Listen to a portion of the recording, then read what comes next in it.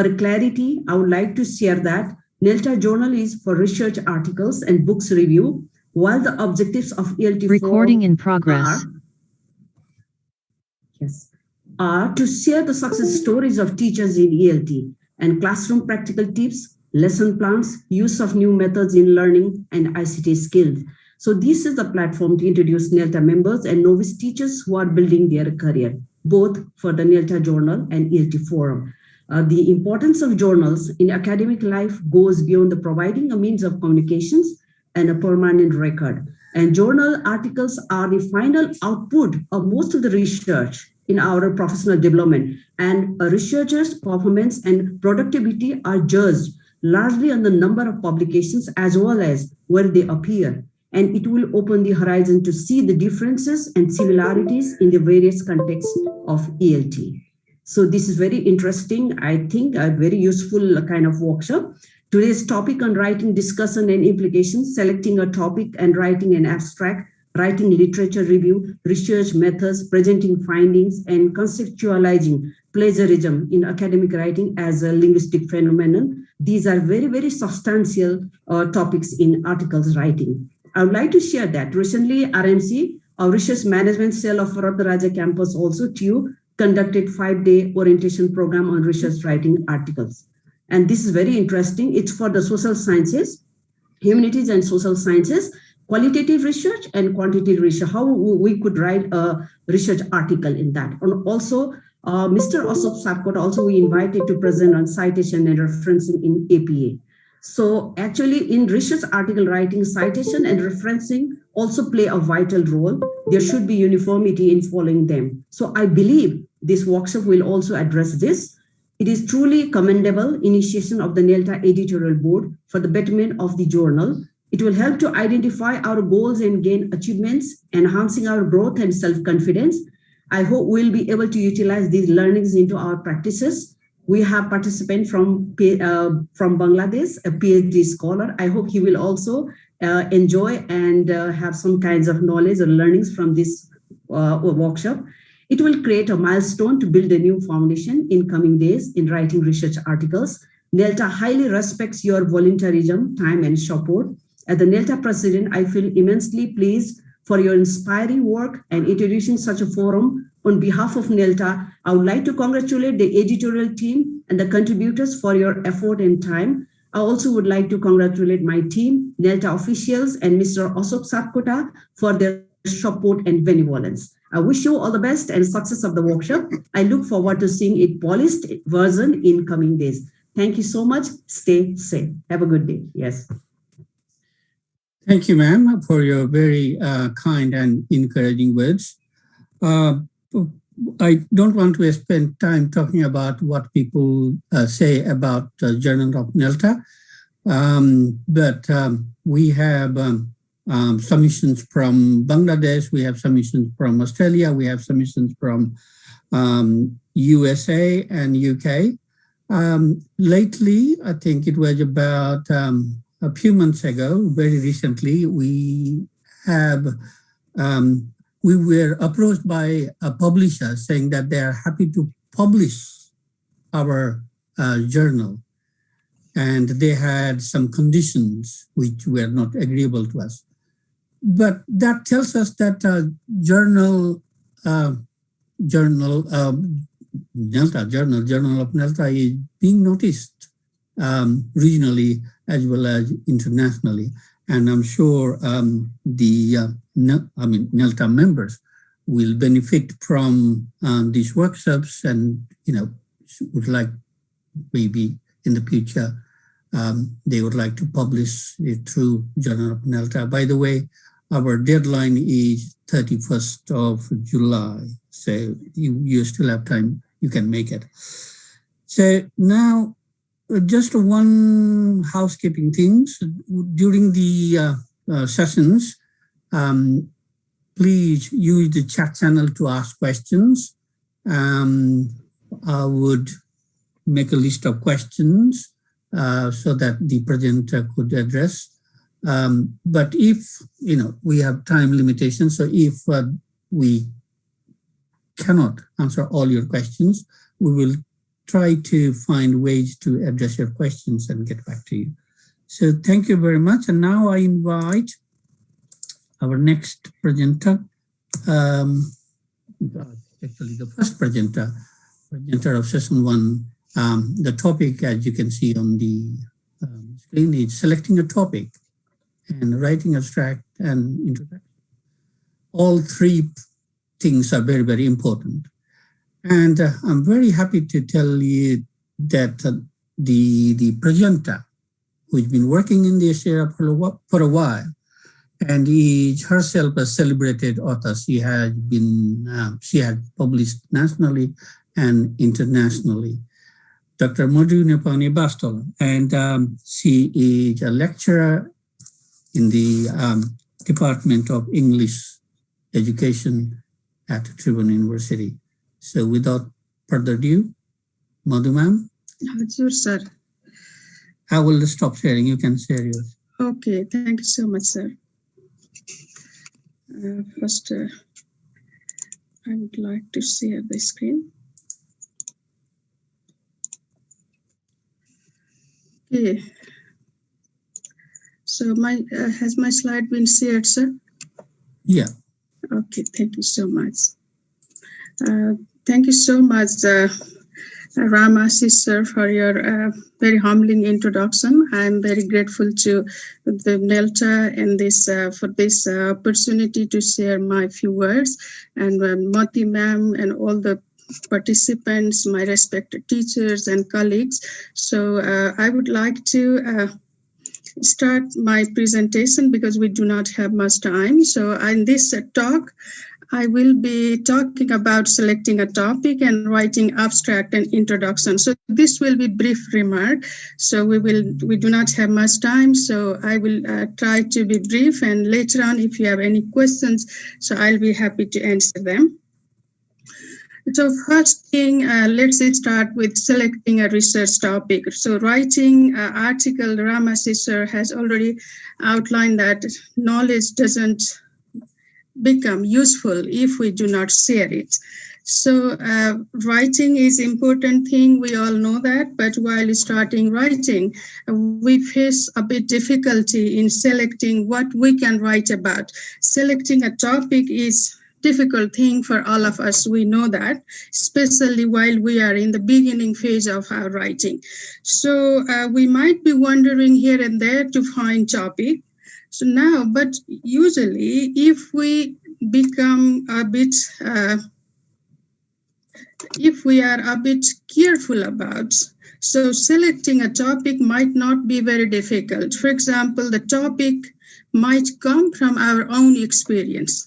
So the topic might also come from the courses that we have, that we teach, and most of us are teachers, and they can also come from the courses we have taken as a student in university. So earlier I saw that there is one PhD student from Bangladesh. So usually during PhD we have different courseworks, and the same thing applies to MPhil as well, and while doing our masters. So we can find a lot of areas that we are exposed to. So some of those areas can be the source of topic. Then other thing, beside our own experience and the courses that we have taken, so we can also find topic of writing in suggestion for further research in published article. So if we read the article, and especially the final section, implications and suggestion for further research usually found in most of the published articles, so we can find some areas for research there as well. So beside that, we can discuss with our colleagues or with our seniors, and if we are conducting research and if we are students like PhD student or MPhil student, so we can certainly talk to our supervisors as well.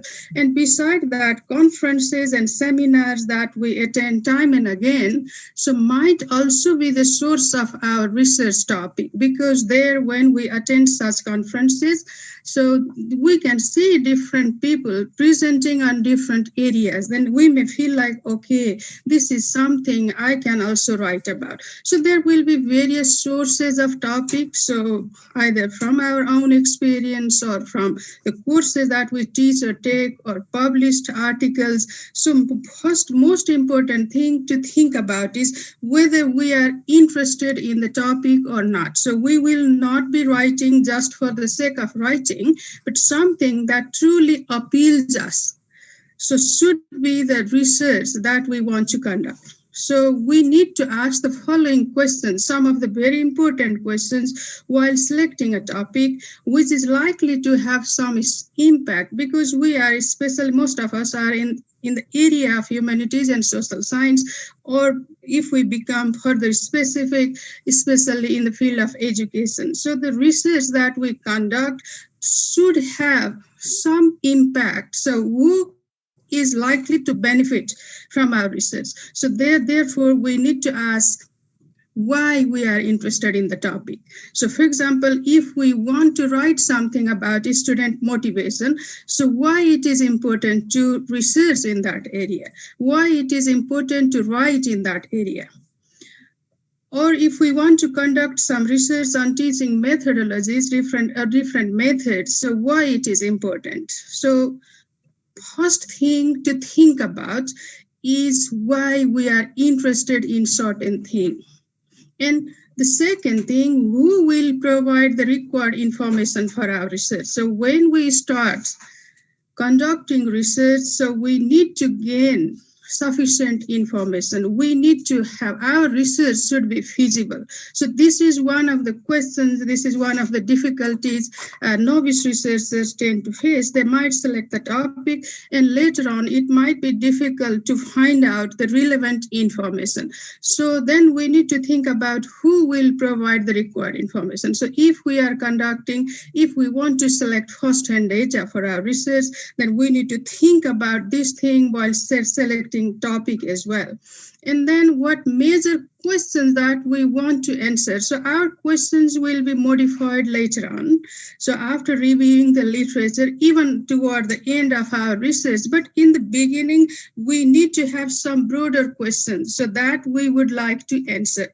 So in which context, then next thing to think about is in which context is the topic is relevant. So for example, if we want to conduct research on motivation, so will it be relevant to our students where we are teaching? Or will it be relevant to teachers, the students, or other people as well in the national context? Or do we want to place our research in global context as well? So we need to think about who will it be relevant to. So for example, if we conduct research on motivation, it will be relevant to students. So it might be relevant to teachers as well, because they can use maybe the findings of research to motivate their students. So if we want to conduct research on, for example, writing research or writing thesis or providing feedback, so it might be again useful for our students or for teachers as well as students. So that's why topic, we don't need to wander here and there. So we can start from where we are. If we look around, we can find something that might interest us. So this is something about selecting a topic. So it's difficult to do rather than to describe this process. But if we are careful enough with our own practices, we can find something that certainly interests us. So next thing is, after identifying broader area, for example, it might be a motivation, it might be a teaching methods, it might be students' engagement, or it might be something use of technology in teaching, learning, or it might be students' challenges in writing, or whatever research is it. After finding a broader area, then we need to read in the area of our interest. So these days, because of technology, we will certainly find something to read. So we can start, usually this is what I do.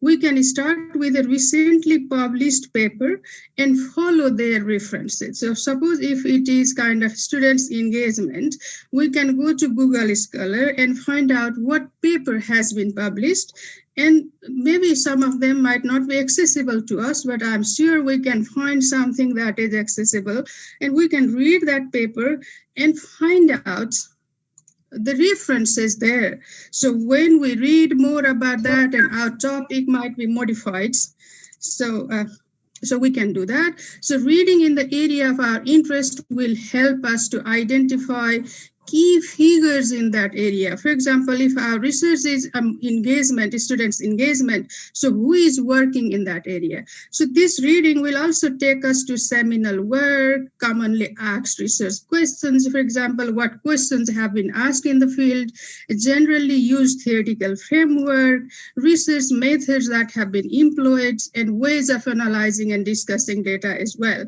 So therefore, it is very necessary to read after we have identified broader area of interest even before our topic has been finalized. So that will help us to finalize the topic.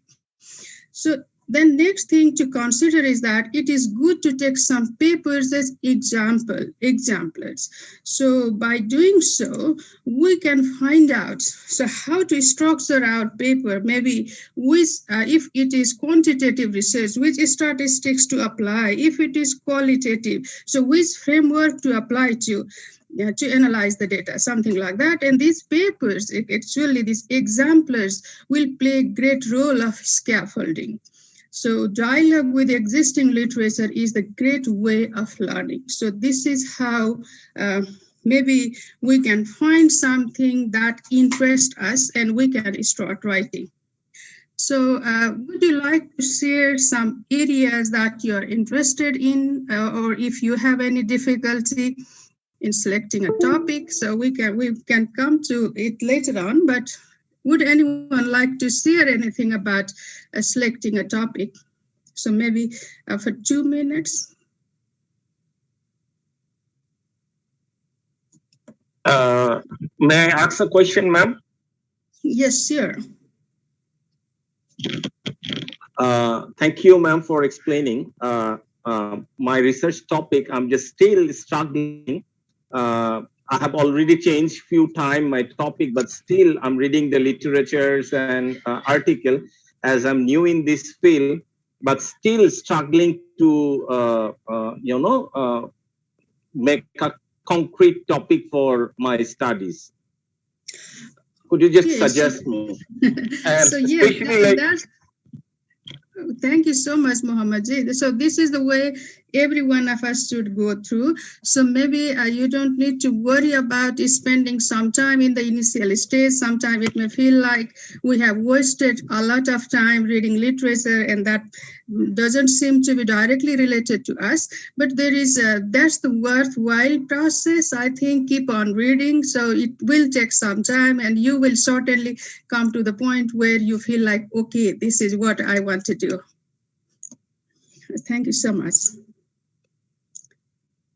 So now let's say something about writing abstract. Even if we are talking about writing abstract in the beginning of this presentation workshop about writing research article, in real practice, the abstract is the thing that we write at the end when we have completed our research, when we have finalized our writing, then at the end we write this abstract. But here we have placed it in the beginning.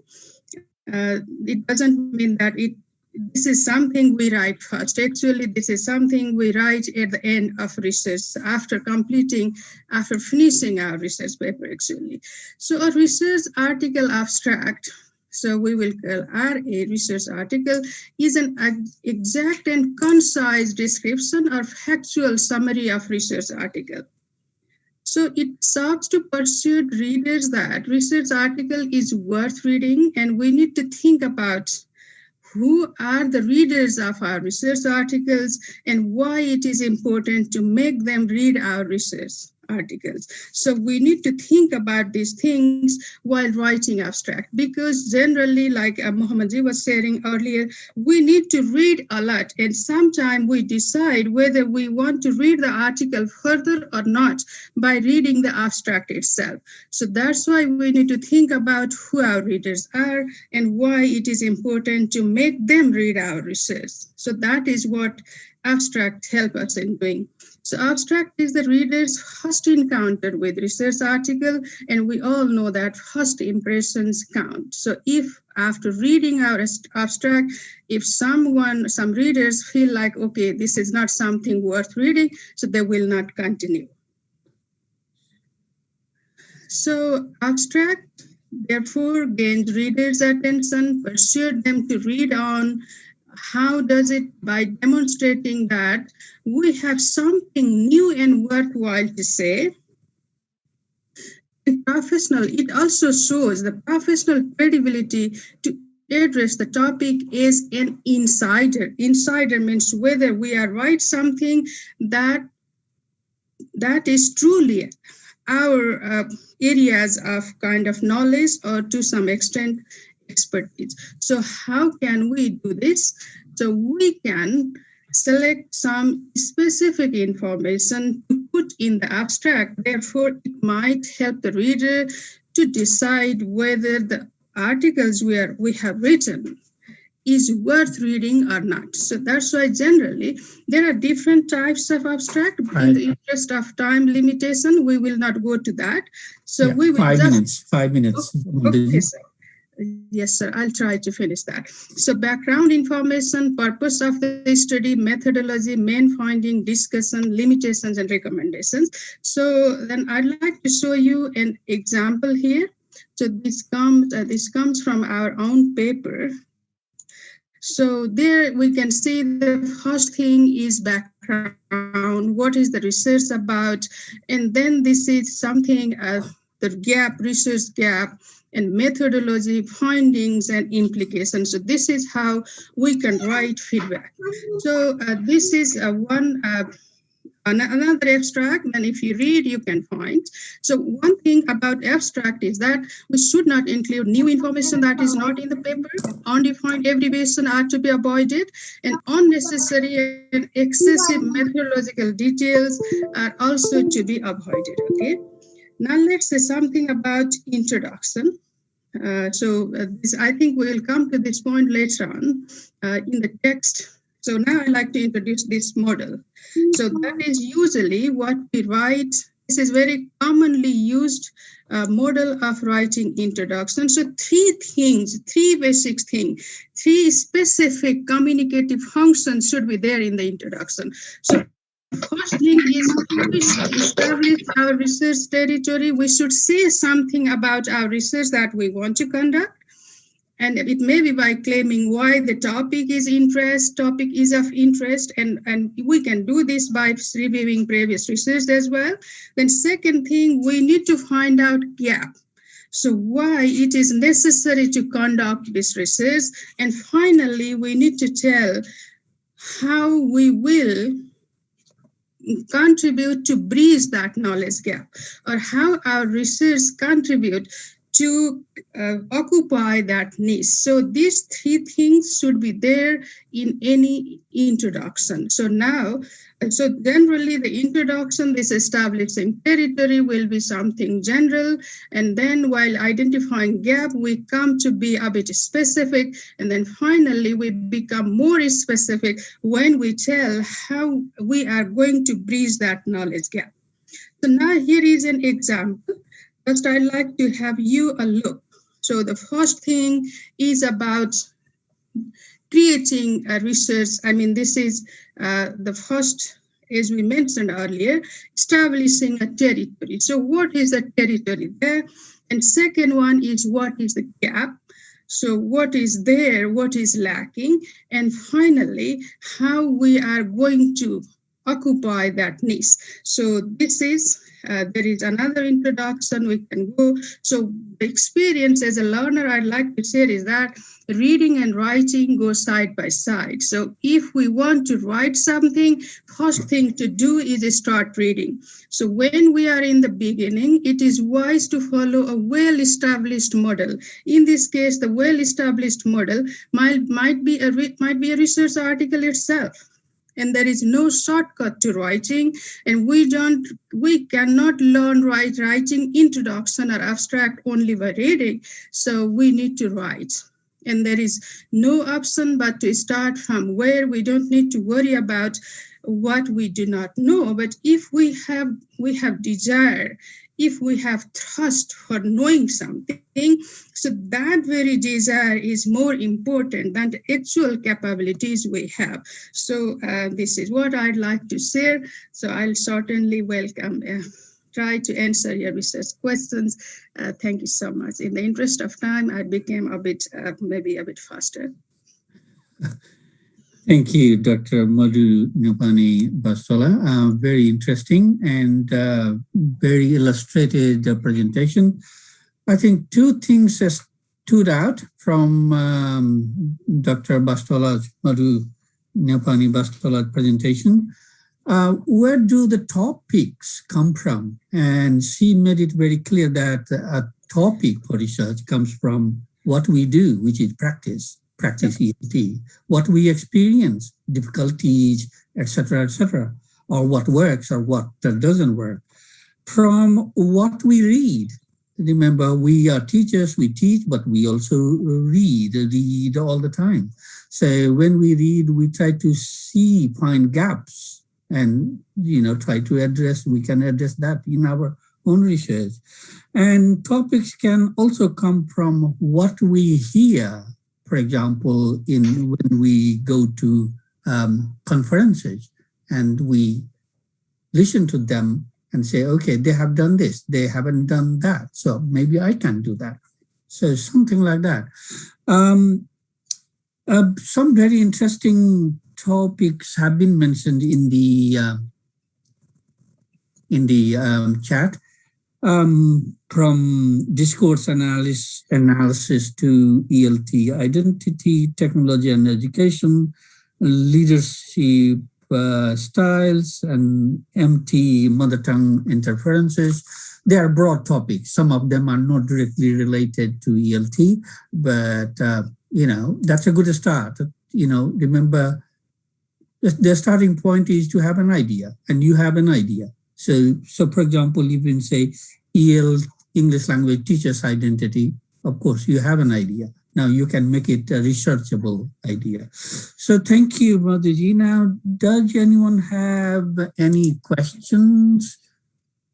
So I have some comments from participants.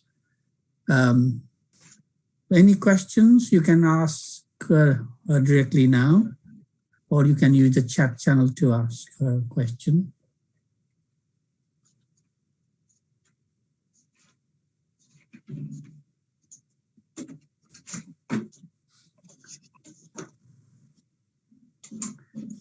Okay, I would just like to acknowledge that we have participants from overseas as well, from Australia also. So we acknowledge that. Why abstracts get rejected? Okay, that's a question for you, Madhuji. Why do abstracts get rejected? Oh, maybe who is asking this question? Maybe he or she is talking about abstract that we sent for conferences. So they get rejected. Even if this abstract is very brief, just 200 to 250 words, maybe if the reviewer do not see that there is something in our abstract, or we are likely to communicate something new that will be of interest to their audiences, so they might reject. So therefore, some basic questions some basic things that we mention about while talking about abstract. So if we have all these things, so background information, clear background, so the purpose that we want to write this paper or the purpose of our discussion, if the abstract is submitted for conferences, and if our methodology is clear enough, so whether it is quantitative, qualitative, how many participants, so if we can communicate some what will be our main findings, and how so especially when we send the conference abstract for conferences, we may not have findings there, or we can sometime we can share as well, so how we discuss the result and what we want to recommend. So if we can accommodate all these things briefly, so it will be easier to communicate the reviewer, so I mean convince the reviewer. So sometimes our abstract are rejected because we are not careful enough, or maybe we are not kind of clear about what our purpose, what methodology we want to apply, or if that methodology is not convincing or doesn't match with the purpose. So there will be various reasons, but if we are careful enough about all these aspects, so this I think we do not have to face the rejection much. That is my just one more that's my question. experience. And that's one more question, and that's in line with our participant from Bangladesh remarks earlier. Say it's Kamalji, and he says, I'm looking forward to do my PhD, but I'm stuck. Where do I start? Say for the doctoral research.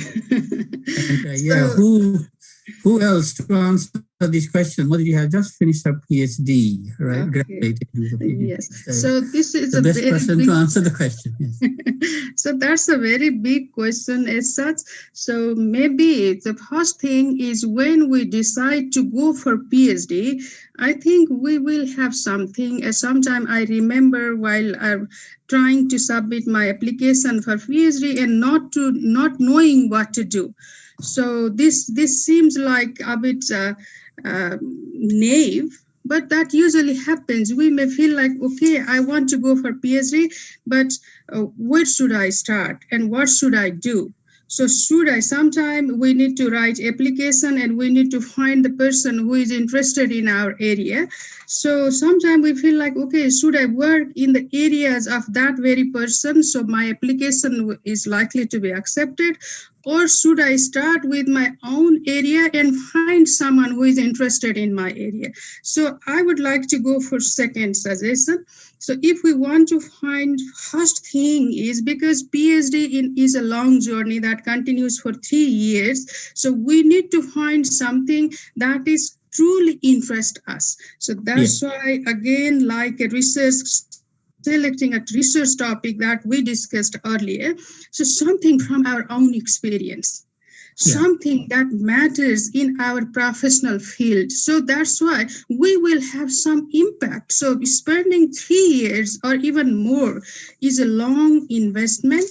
That's why we need to find out something maybe related to our own professions, related to something that we have already done. So without worrying about so finding something hi-fi topic or this or that. So best thing is based our research on our own experience. Something, for example, I did my research on supervisory feedback because I was involved in that area for about a decade. So I knew why it was interesting, why it was necessary. So that's why I started reading in that area. So that's why I would like to suggest to start from our own areas of interest, own areas of need. So that's why it will be very easy to sustain for this kind of 3 years or sometimes 5 years. I was never bored during my PhD because I found my area very interesting. Okay, thank you very much. I think we some very interesting questions are there again in the chat. But probably we will not be able to answer it right now, but we will try to get back to you. For example, one of the question is, what is the purpose of an abstract? And of course, the purpose is to tell your story, the whole story, Yes. the story of your article in about 200 words. So, and clearly, one thing that I would like to end this session with is that, and probably Madhuji made it very clear, don't do what people have already done and many times. Do something different, do something new. So, for example, if you say mother tongue interference, it's an old topic now. So if you say how mother tongue facilitates learning of English, that may create some interest.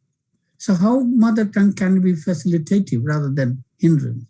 That can be a new angle of looking at mother tongue. But if you say, hindrance, interferences, so much work has already been done, and probably it won't generate much interest.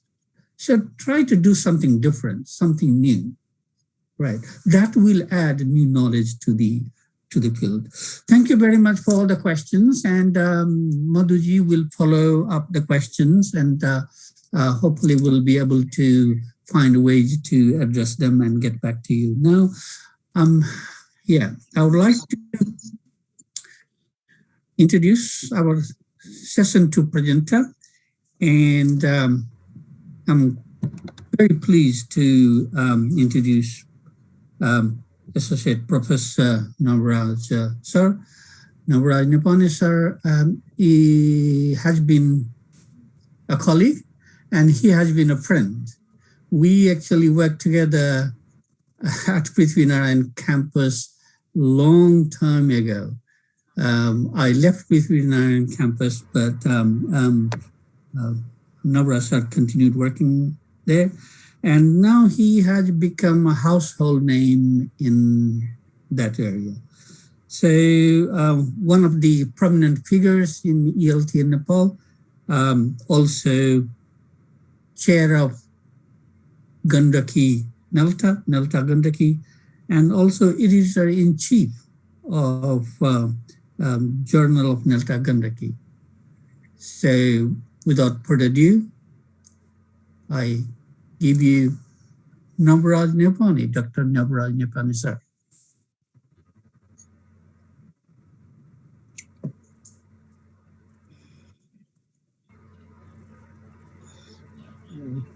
Thank you so much, sir, for your wonderful introduction. I'm really grateful to you for your very beautiful remarks regarding my introduction. Am I audible and visible, sir? Yes, yeah.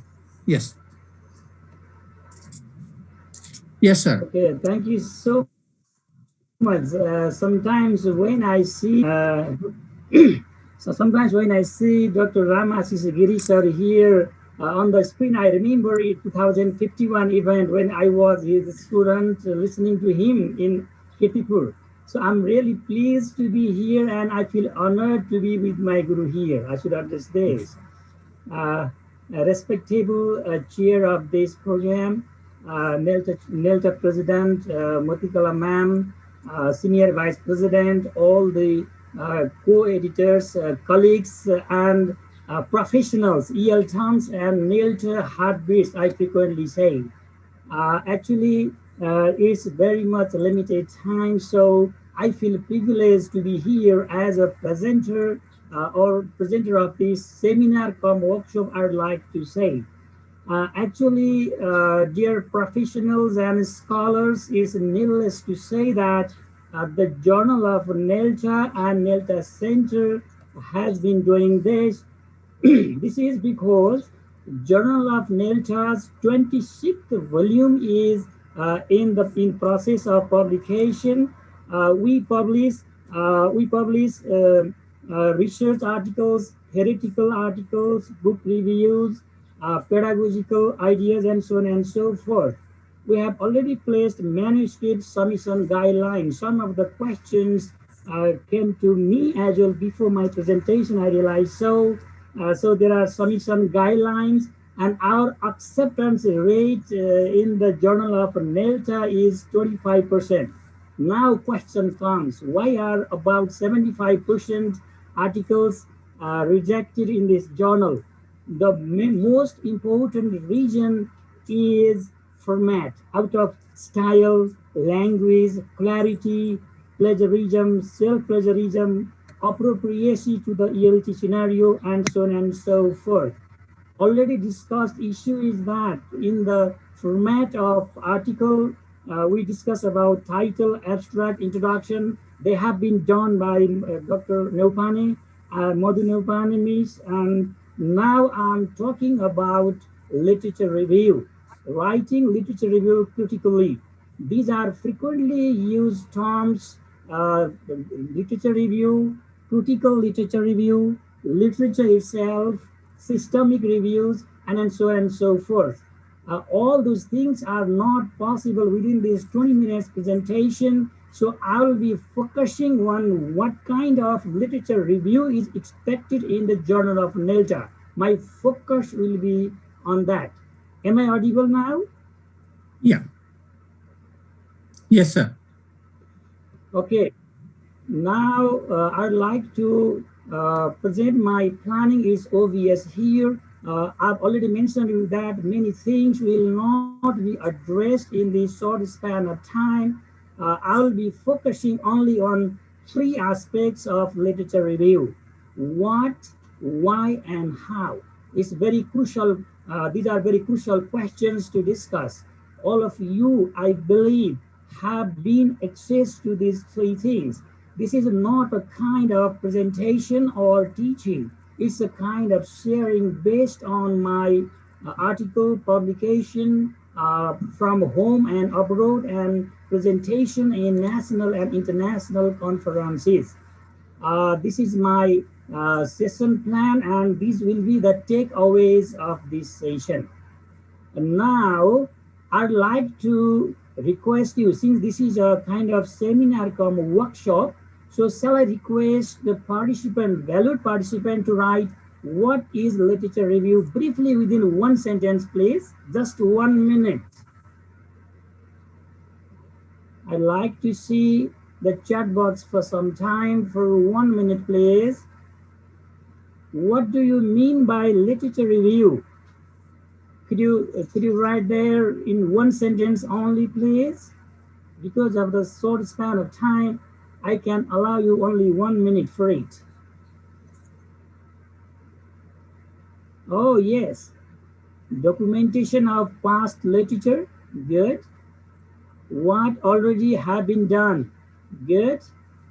Reading and summarizing what has already been done. Oh, good. Reading the relevant materials to support, good. Review of past works to find the gaps, going through the sources, all the articles, book we go through, good. Roadmap, beautiful word, are emerging here. It's a kind of revisiting, good. Previous studies, reflection, studying and summarizing, existing literature reviewed, process of finding existing knowledge. Thank you so much. Stop, please. Thank you so much. That's why I've already mentioned you that I'm not presenting rather than sharing. Yes, now let me go to my text. We have already done. It's an integral part of entire research process. When you write the literature review for the article which you are submitting for the Journal of NELTA, you should keep in mind that literature review is an integral part of the entire research process. It helps from selecting the title to write the appendices as well. It's a critical survey of academic and scholarly references, articles, journals, books, reports, seminar papers, important documents, other sources, printed and or electronic. It's very obvious to you, so I don't want to spend more time. Now, dear professionals, shall I ask you to write why literature review? Why do we need to write literature review? Please write in the chat box, just 1 minute time for you, please. Why? Why should we write literature review in the articles? May it be knowledge-based or research-based articles? Yes, to find the gap, to find out research gap? Yes, yes. Oh, set a roadmap. Okay, beautiful. To find out the gap. Okay, interesting. To review, to gain an understanding. Good. Gain an understanding of the existing research and debates relevant. Good. Establish relevance of the research. To move forward, address the gap. Oh, bridge the gap, showing difference. Okay, to address the needs. Interesting word is there. Making research framework, bridge work. Oh, stop it, please. Oh, thank you so much. The showers of answers are coming because it is not new topic for you. Thank you so much. Now, let me share what I have collected here. The purpose of literature review, as you have mentioned, to show the relationship between previous studies or theories, provide a context for your own research, identify main ideas, conclusions, theories, establish similarities and differences, identify main methodologies and research techniques, identify major seminal works, find other people working in the field, identify the research gaps in the literature, and find out what information already exists in the field of research. Okay, dear ELTons and professionals, this gives a few, I mean to say, skills, or schema of why we should write literature review in the research article or maybe in knowledge-based article also. Actually, whether we try to add something in the existing body of knowledge or we may be theorizing from the illustrations that exist in the society. There are only major two purposes of writing research article. So the literature review helps a lot in this direction. This literature review can be written as separate entry in the article, or in some of the journals it can be integrated within introduction section as well. But our Journal of NELTA demands a theoretical framework or literature review as separate entry in the article. I'm focusing on Journal of NELTA. Dear professionals, yeah, I've collected some of the regions here you have given.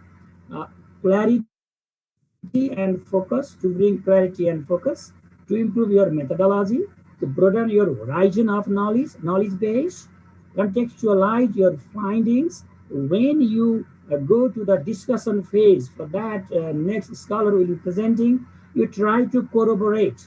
You try to corroborate your findings with your literature review or theoretical or conceptual framework. For that, you need to contextualize your findings later on. So it is necessary to identify and justify needs, the gap, where the gap is in the existing knowledge and what you are going to do. It helps to develop theoretical and conceptual framework. It assists in developing research questions. It provides a guide to designing appropriate methodology.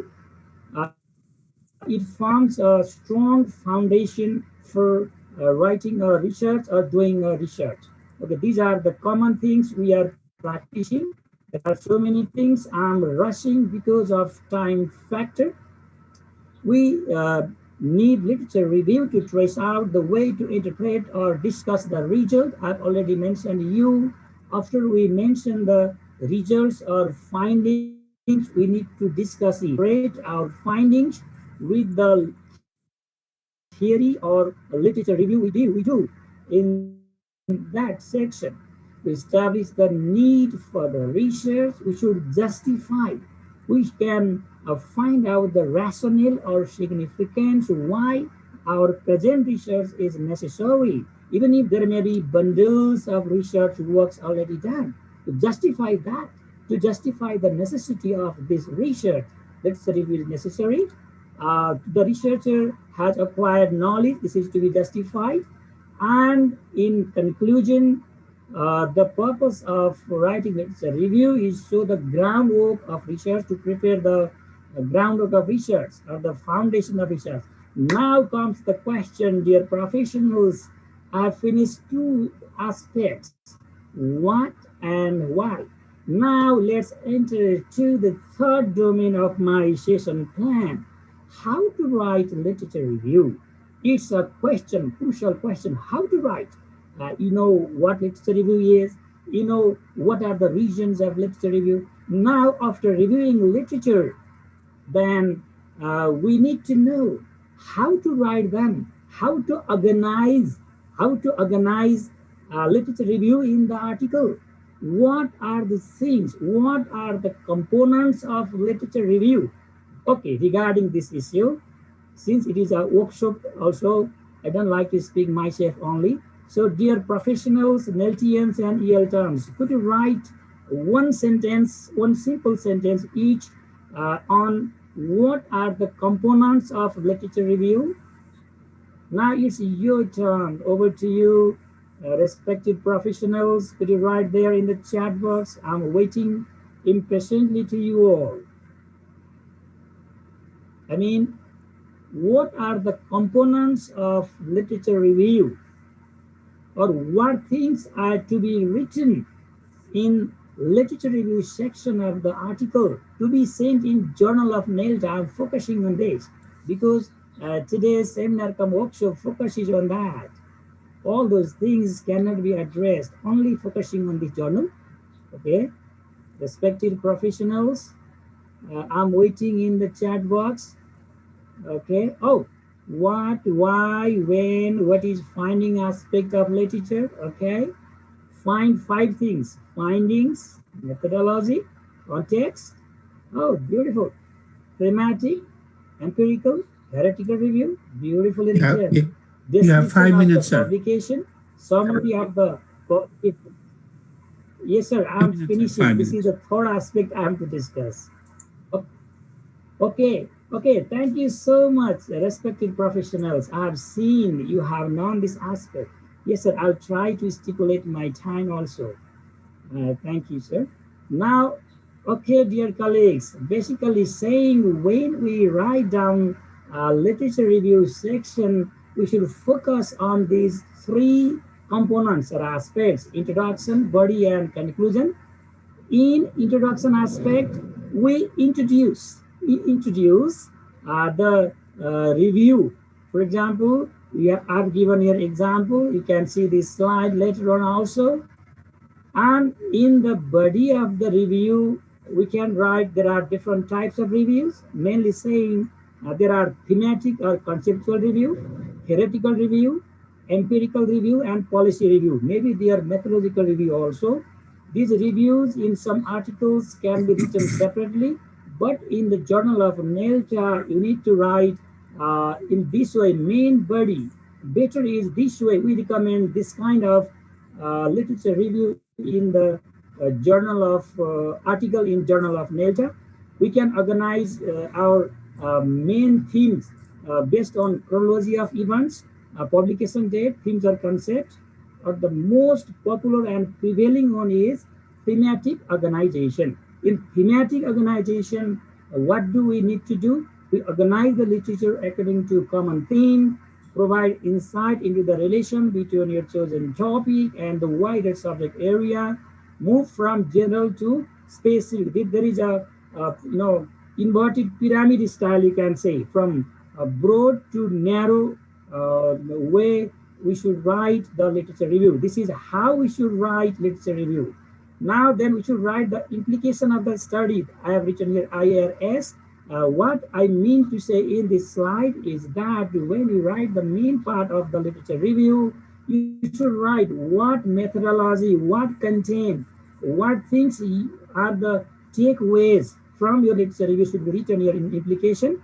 Then final part should be written, you should write is theoretical framework and conceptual framework. You can prepare roadmap of the research. Because of the lack of time, I'm rushing, and within 2 minutes now I'll be finishing this and I'll be answering your question if need be. We should prepare theoretical framework and conceptual framework. Towards the end of literature review, I presented here sample as well. Any part of TF can be CF. Then finally, we should write conclusion of what we have reviewed in our article. You should write the generalizations in the form of conclusion along with critique.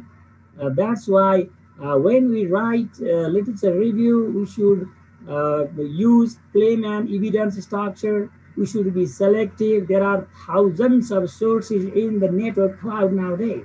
So we should be selective. We should use course sparingly. We should do proper citations for these. There is next session, so I'm not spending more time on this. And towards the end, keep your one voice. Only compiling others' work is not just literature review. You should put your voice. You should write your critique. You should write your comments on the work you review in this part literature review.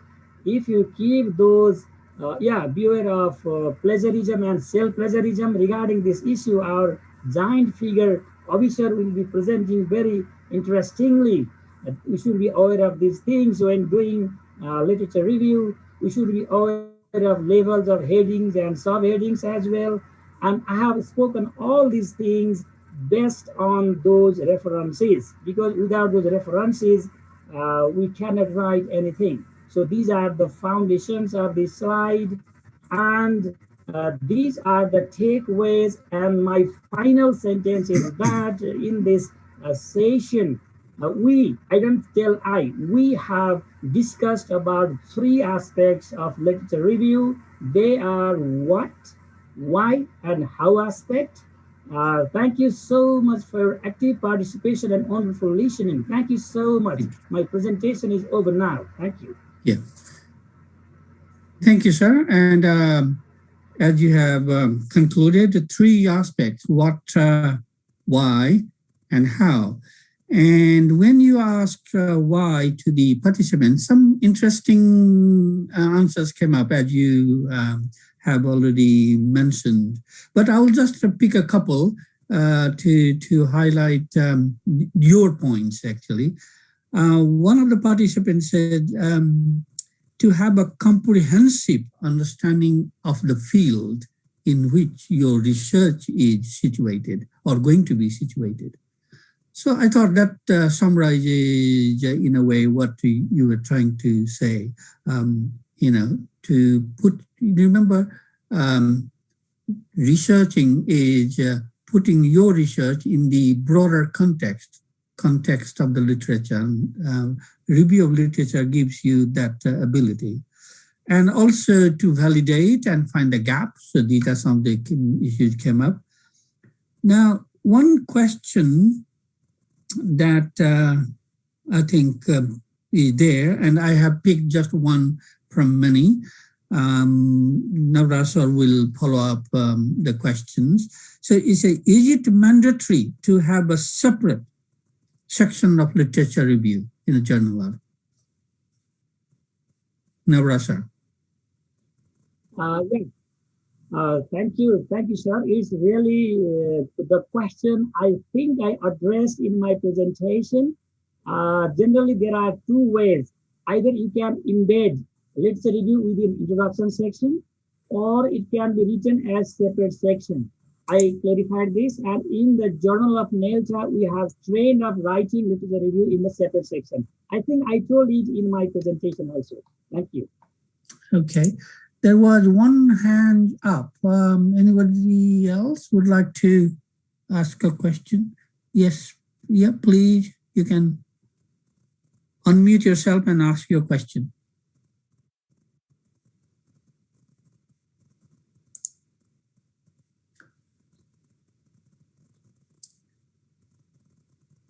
One general question, and they are from overseas participants.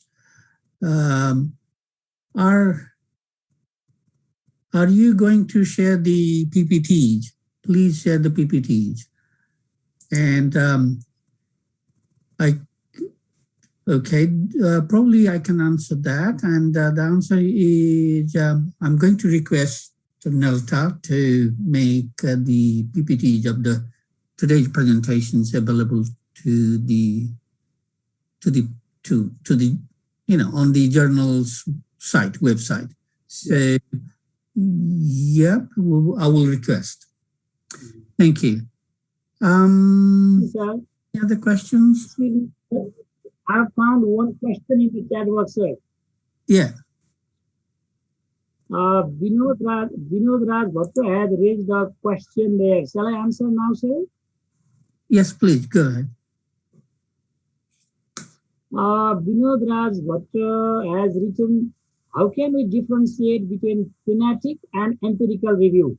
I think this is a crucial question Vinod sir has raised. As I've seen in the chat box, thank you for the question. So far, my knowledge is concerned, Vinod sir, empirical review is the review of the previous studies done, systematic study done, that is called empirical review. That is review on the previously done study.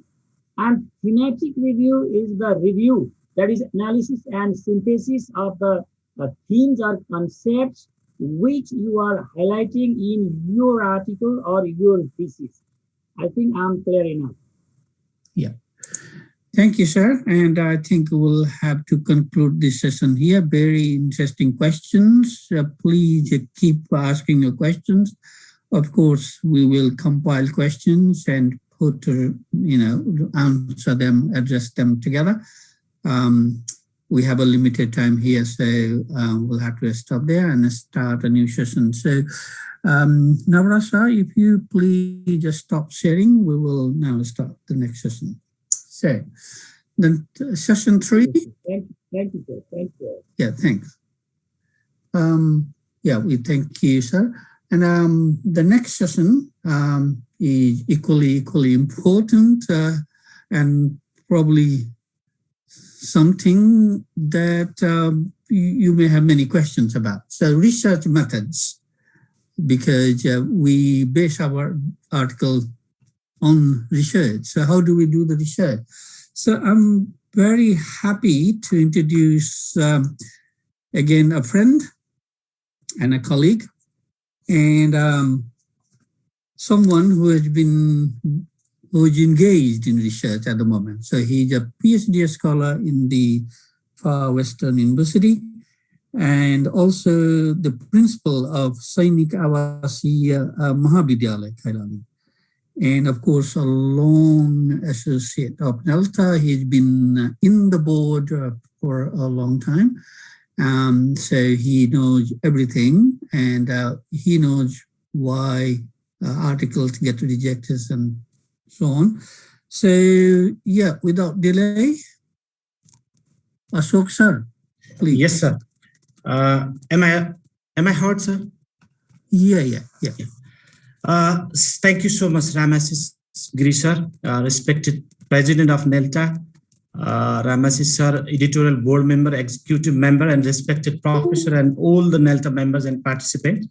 So within these 20 minutes, initially I was confused with the topic respected Giri sir assigned me.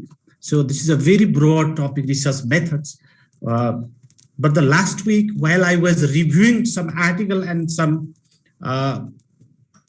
articles, I thought within 20 minutes, I'll discuss how we write research methodology section or research method section.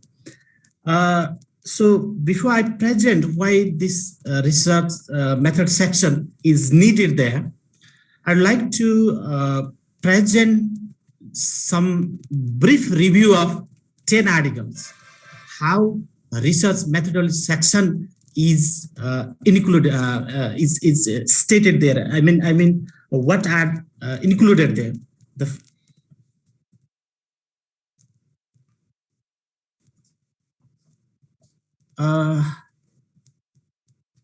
Sir? My slide is not working. Not moving?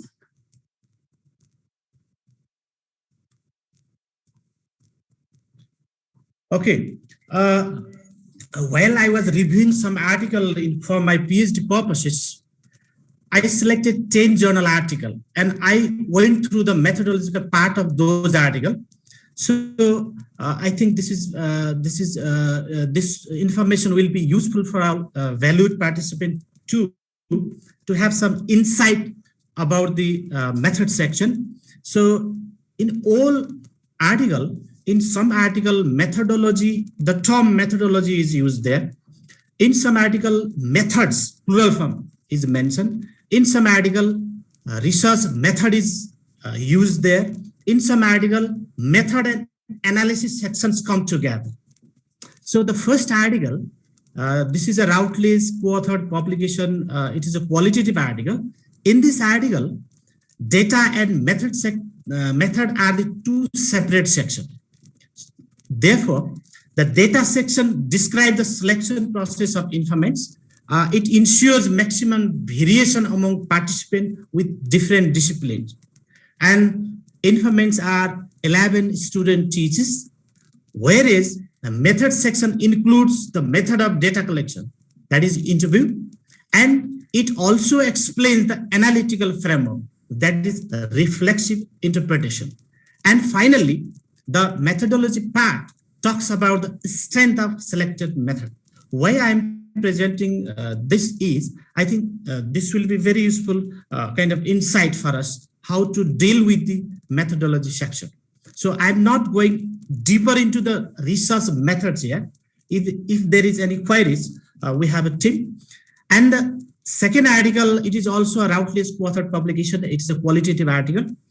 In this article, methodology, the term methodology is used, and the section covers the selection process of participant, and it is a snowball strategy. As the whereas the method of data collection, that is interview, instrument, interview question, and the validity of data is examined there. I mean, the methodological part, it explains the validity of data, and it examines the validity of data through two independent researchers were hired to validate the data, to validate the categorized theme out of the data. Third article, this is a meta-analysis. I think you know meta-analysis. It is a kind of, the collection of techniques to use the finding of a group of related articles to come to a conclusion on a certain topic. So that is meta-analysis. So in this article, in this journal article, the term method is used, and it has included selection of written text corpus of 30 research articles. And it explained the framework for analyzing the corpus, that is the model of meta discourse, and overall procedure of analyzing the corpus data. This is the third article, meta-analysis article. And the fourth article, the Journal of Asia TEFL publication, this is a qualitative article. This article, in this article, the method and analysis section come together. So it explains research question, research context, that is a university in Japan, selection of participant, that is non-probability sampling method of convenience sampling and stratified proposed sampling, text as the data, that is students writing such as composition, they were used as the data. And the part, the method part, it also explains, describe about the selection of analytical framework, that is appraisal theory of text analysis, White 2015. It also justify the use of additional data, such as interview with the teachers and students, classroom observation, and they are used to support the text analysis. The next article, this is a Nepal-based journal publication, the local level journal. This is a quantitative article and methodology section. It is capitalized. The term is capitalized there. The section covers the following area: research approaches. It is a quantitative article. Sampling procedure, random. Respondents are 26, master's level student. Instrument, questionnaire, rapport building with the informant, informed consent. Statistical data analysis procedure is also explained there in methodology part. Excuse me, Ashok sir. Yes. Would you please keep in slide mode? Lakshman sir, I think many participants have requested us to. Yeah. I was not. Can we get it to full mode, full screen yes, mode? Sir. Yes, sir. I think I did. I did it. Yeah. Okay. Yeah. And the next article is article number 6. It is a relic journal publication, and the research approach is explanatory mixed method research, and the methodology section I have highlighted it in bold. The section is termed methodology. It clearly explains the research approach as an explanatory mixed method research design, and it was employed by collecting data using questionnaire, surveys, and follow-up interviews. It further describes the context. The context is Central Department of Education, Tribhuvan University, participant 30 supervisor, and 50 students, and it has used the materials 12-item questionnaire with 5-point Likert scale and procedure of data analysis. And okay, and the data analysis procedure is also explained in the methodology section. And to examine the construct validity of questionnaire, a framework is used there. I mean, a framework is explained, mentioned there, principal component analysis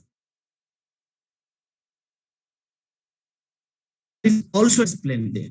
Why the author selected that particular approach or methods.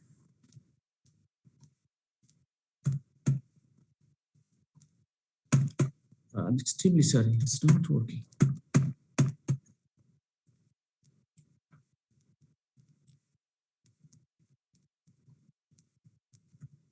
And the article number 7, I have some technical problem, I'm extremely sorry. This article doesn't, very interestingly, the article does not have a separate methodology section. It is a review article.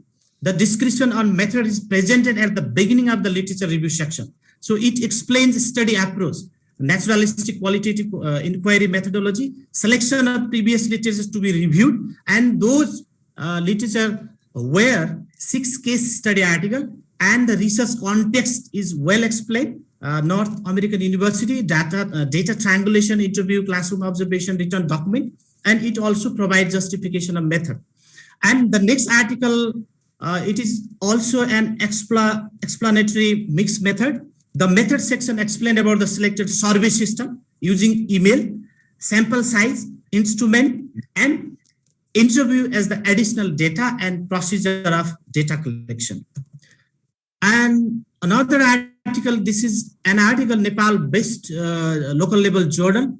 This article does not consider any particular methodology section, though it brings huge qualitative data in the study. The author simply mentioned about the data used in the abstract section.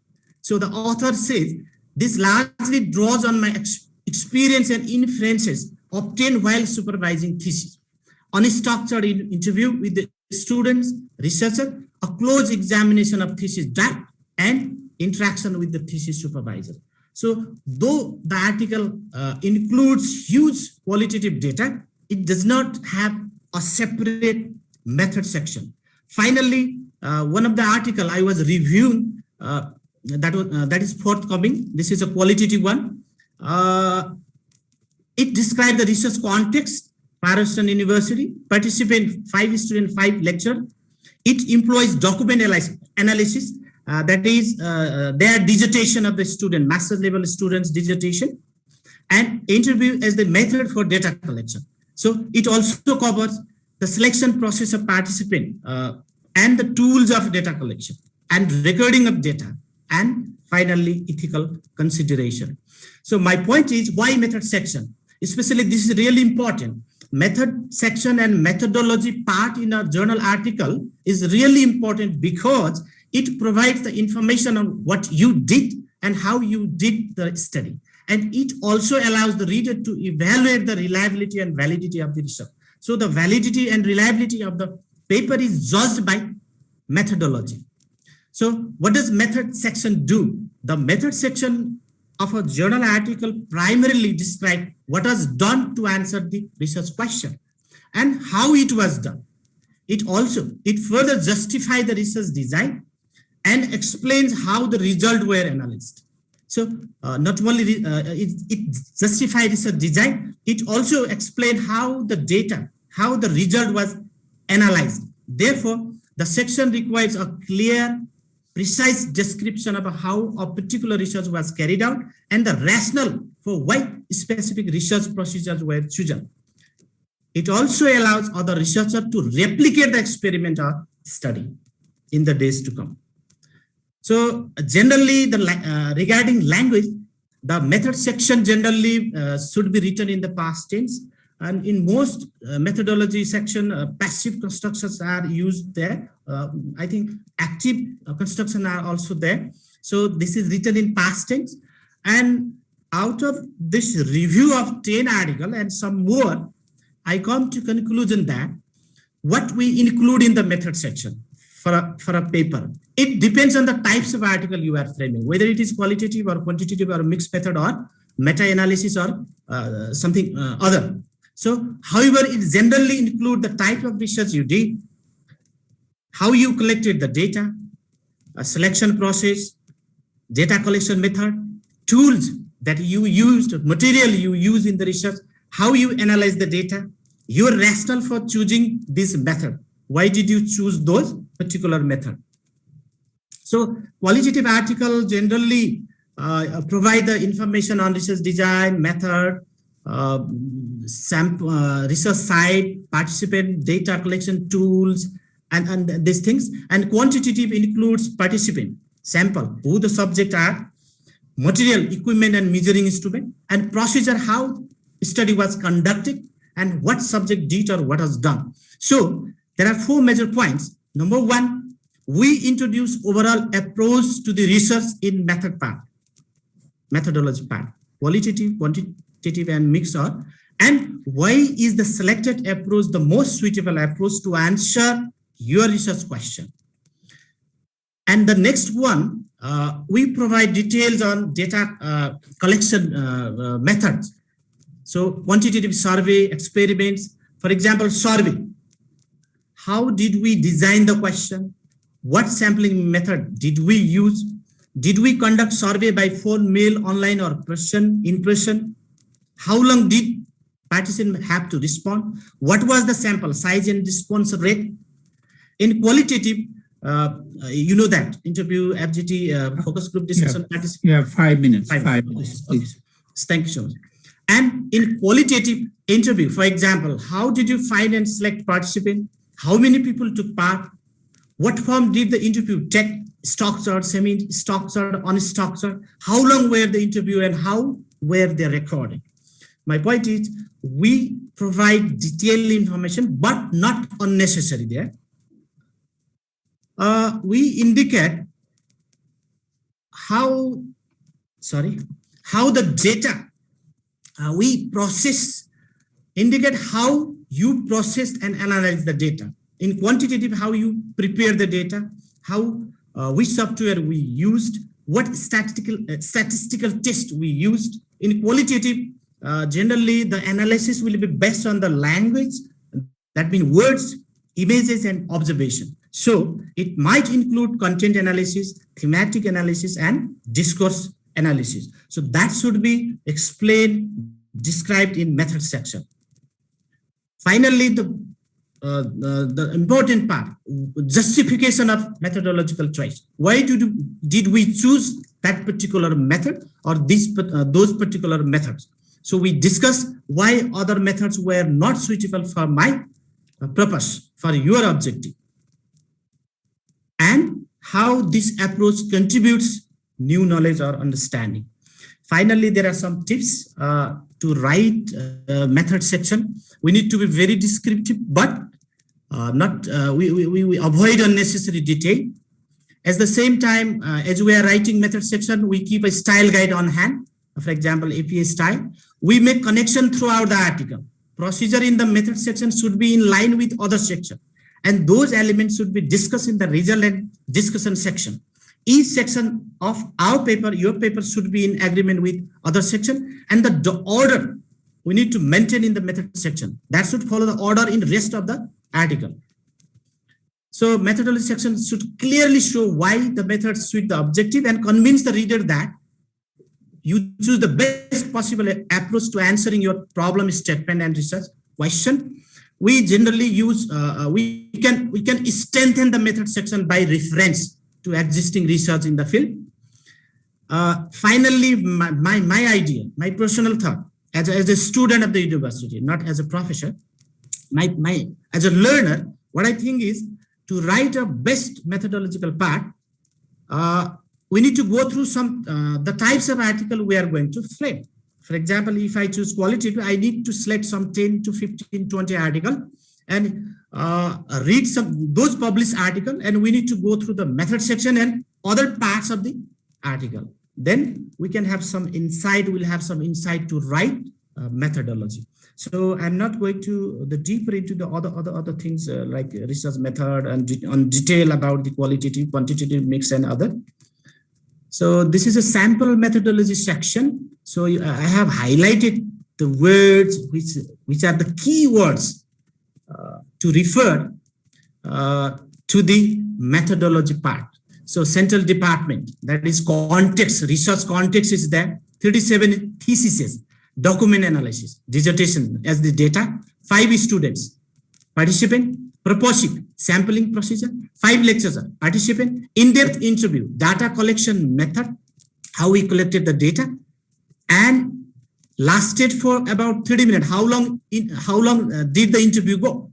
How the data were recorded, audio record, ethical standard, and how the data were, information was triangulated. And finally, thematic network approach, how the data further that was analyzed. So in this sample, this is a qualitative format. So these are the things. Thank you so much, sir. Okay. Thank you so much. Thank you, Asaksha. Very informative session, very useful.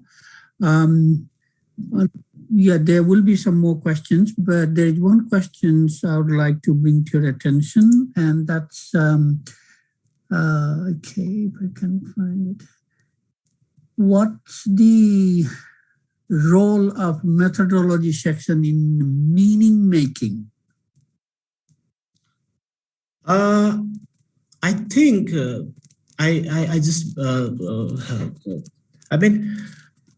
methodology section should be directly related to the research problem and research question.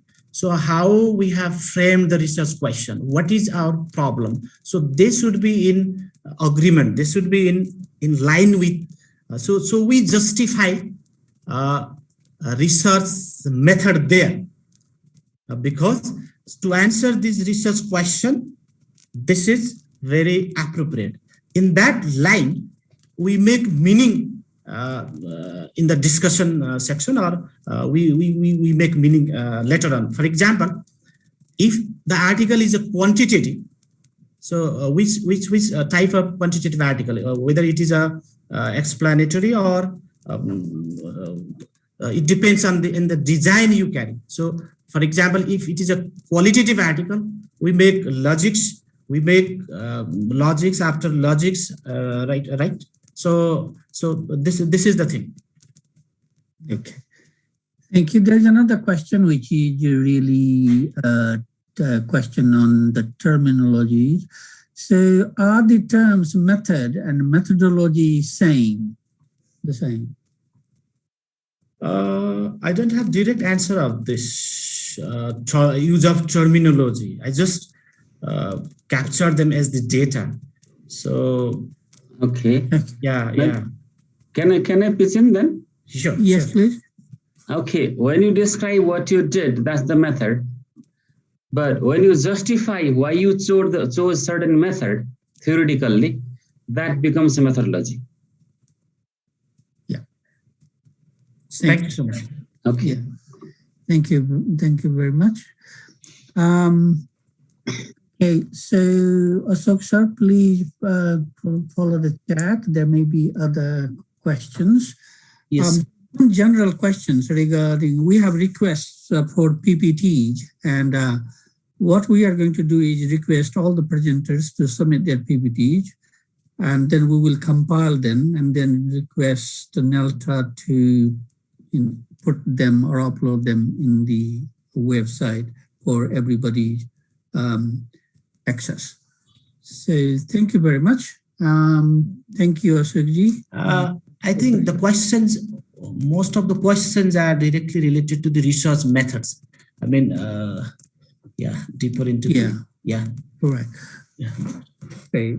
Yeah, if you could, please address them. Otherwise, we will compile them and address when we put them in the website. Thank you. Thank you very much. Our next session, the next session is on presenting findings. So we have done the methodology and the PROM methods, we get data. So what do we do with the data? We, of course, analyze and then we present what we find. So again, I'm very pleased to present to you Associate Professor Kashiraj Pandey. He's associated with Kathmandu University, but he's been involved in many writing projects.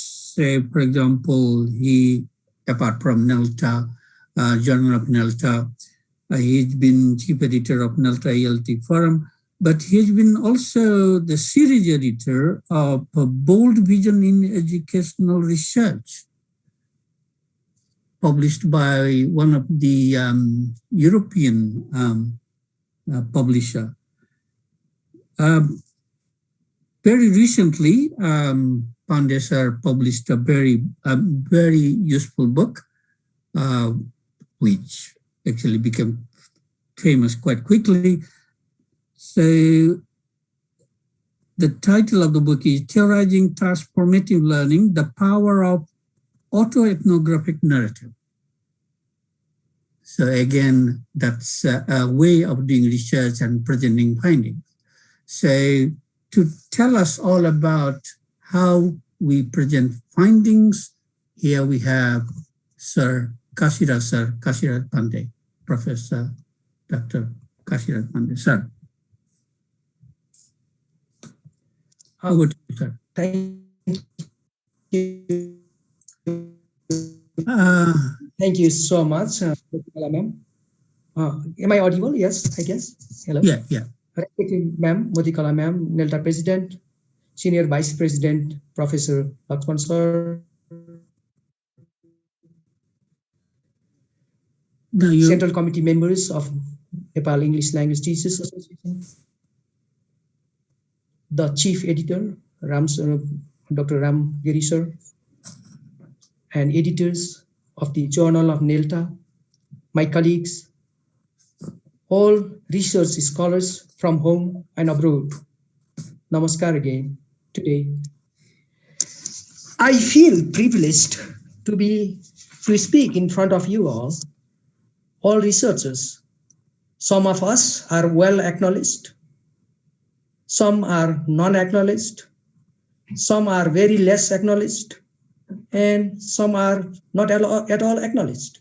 However, we are all writers, we are all researchers, we have the data. It's only the thing that how do we document them? That is the difference. So, yesterday when I was thinking of today's presentation, speaking with you all, I was thinking of the title of the seminar itself, today's workshop. It says workshop in journal writing. Then I thought I talked to my senior colleagues how to do online workshop. And I even being a writer, author, whatever, professor, PhD, everything, but I really didn't worry about what is the difference between workshop and lecture and presentation, and how to conduct this kind of workshop in online session. This is a challenging thing. So I'm rather learning in this. Now, so the topic, as the topic goes, topic of my presentation says presenting findings. So, when we have the research findings, when we have the data actually, we gather the data, we collect the data. when we have the data, when we have the information, so how do we document it? How do we write them? This is all. So we have been doing it. What is today's main focus will be, like, we know we have been doing it. We have written master's thesis, MPhil theses, PhD thesis, many of us. There is no doubt. We are all writers, we are all scholars. But when it comes to NELTA journal, now, what kind of writing the Journal of NELTA would like to receive? This is the main objective of today's workshop, actually. So in this, I would like to see my colleagues here to realize how many of you have gone through this submission guidelines of Journal of NELTA. Can you type your, like, yes or no? How many of you? Do you know, what do you know about it? How many words? What is the limit of the words? You see, so it all becomes important when we know our audience. I mean, we as the writers, if we know what is the requirement of our target audience, that is Journal of NELTA, what kind of articles do they receive? Have they been receiving? And what kind of articles do they acknowledge? So this is a, yes, valid question, I think, my friends. So this one, please visit submission guidelines. So there, when I, yes, please, would you type? I'm just looking at the chat box. So Kamal sir says, no, procrastinate often. All right, tomorrow we will check it, sir. Yes. Vista sir says, no, agree with that. Well, yes, we can always check it, no problem. Just realize, yes, I have. Yes, once I study, very good. Thank you. Regina ma'am says, I have gone, very good. Yes. All right. Not yet. Yes. We need to know that, our audience, one. Well, what is there? We, as editors, we visit them very often, right? So even now, after visiting this recently, I realized there still needs something to be done, okay? Which you will be seeing it different tomorrow. It's a process, as my theory of transformative learning. So it happens in process. There is nothing as such final. I know I am the master, I am the state, I am the law. It's not like that. So we learn, yes. Partially fine, Rameswar sir. Yes, Vinod sir, yes, you say, no, we will. Lakshman Mandai sir, thank you. So this is the workshop. I mean, like, I just wanted to know from you. That's all. So now, based on that, I can tell you. So it's there. It says articles of 5,000 words. It says, except reference and appendices. Fine. So that's the limit. We can go like over like 10%, 5%, whatever. The editorial team will decide. Then we'll send it to the reviewers. And then we'll get the reviews with the reviewers' feedback. Then we'll send it to the authors. So today's objective is to make you a competent kind of a writer that we, of our need as the editors of NELTA Journal of NELTA. So it has to be original, it says. It has to be professionally relevant, it says. It has to be like intellectually well formatted. My previous colleagues, presenters said, okay, this is the format, this is the topics, basic topics, okay, well formatted. One of two topics we can alter, right? So kind of followed with referencing, proper referencing style, and then deadline, it says August 31 or as soon as possible, it says, okay. Also, it has another section, it says practical pedagogic section with like 1,500 to 2,000 words. Well, also my experience, as Ram sir earlier said, my experience of working with this NELTA ELT forum with wonderful colleagues, it says that the articles, if they are followed with 3 steps of writing, reviewed, revised one, yes, we will be better in that. Anyway, now another question is that how many of us can we recall the moment of our reading of any article that was published in Journal of NELTA? What was that? Do you know the title or theme, whatever? Would you like to? Would you like to mention one of the titles? Maybe you have read one article in evaluation. Maybe some of us have read one article in like classroom teaching, something like that. How many of us remember that? How many of us recall that?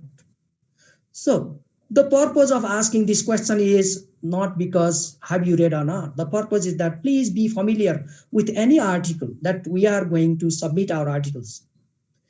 With any journals that we are going to submit our articles, please read some of the publications that journal had already published. By saying that, I'm going to start showing my slides. So many things my earlier friends have said, some remaining things, yes. Oh, okay. Devkota sir says, is it one of them is external research, fine. Self-pressure analysis and finding. All right. Oh, is it the presentation? Yes, analysis and finding. Yes, Madhav sir. I'm also asking like what is the article you remember that you read from NELTA, Journal of NELTA before? So that will give us some idea that what kind of analysis, what kind of finding this journal is going to expect. English in Nepalese context, very good. Thank you, Rajendra sir. All right, now I will share the screen and I will start my presentation. We will have this dialogue going on. All right, so here. You have 10 minutes left, sir. Yes, sir. It will be less than 10 minutes, I guess. Oh, I can't, this one being the co-host will not let my slide move, that's the thing. All right. So what is our experience in writing research, analysis, and interpretation? If you'd like to share. We have interest in teaching and research, right? So submission guidelines, this one was why I already talked about it. So this I already talked about it. So the purpose of our writing is to persuade our readers academically to our idea, what we thought was a problem, what we found, what was the solution to that problem, what was our finding, how our article is going to intellectually engage our readers, or how is it going to be professionally relevant. If we answer that question in our interpretation, so that will become a perfect article that we are looking for. So now primary role while we are analyzing or while we are interpreting our data is to explain, inform our idea or claim to people with evidence. Now, writing, we do it by writing. So be aware of the writer's block, start writing, then you have the data and you can always find time, find reason to explain to it.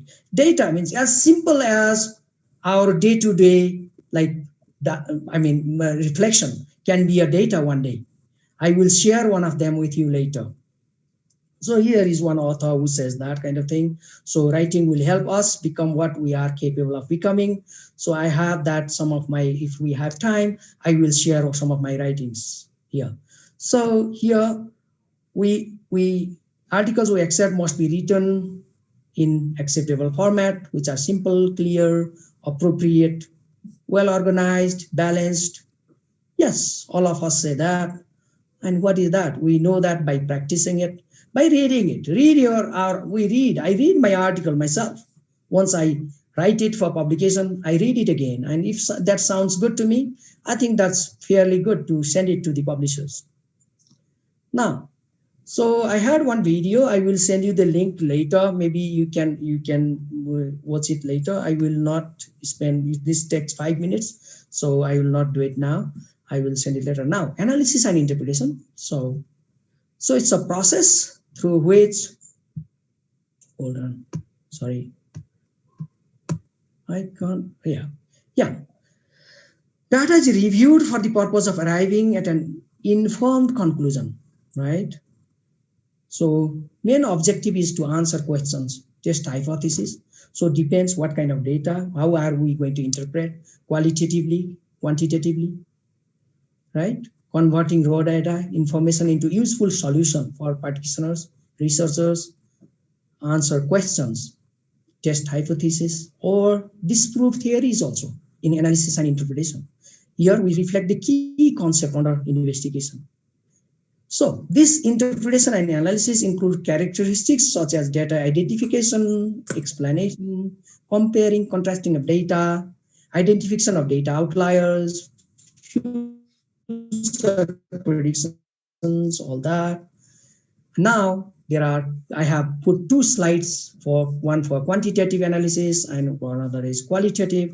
Depends what kind of analysis we are going to do, follow. So here, okay, sorry.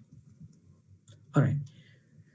So this quantitative is totally different thing. This is not my area actually. So still I am aware of it because I have done some courses. It's about regression, progression, cohort, all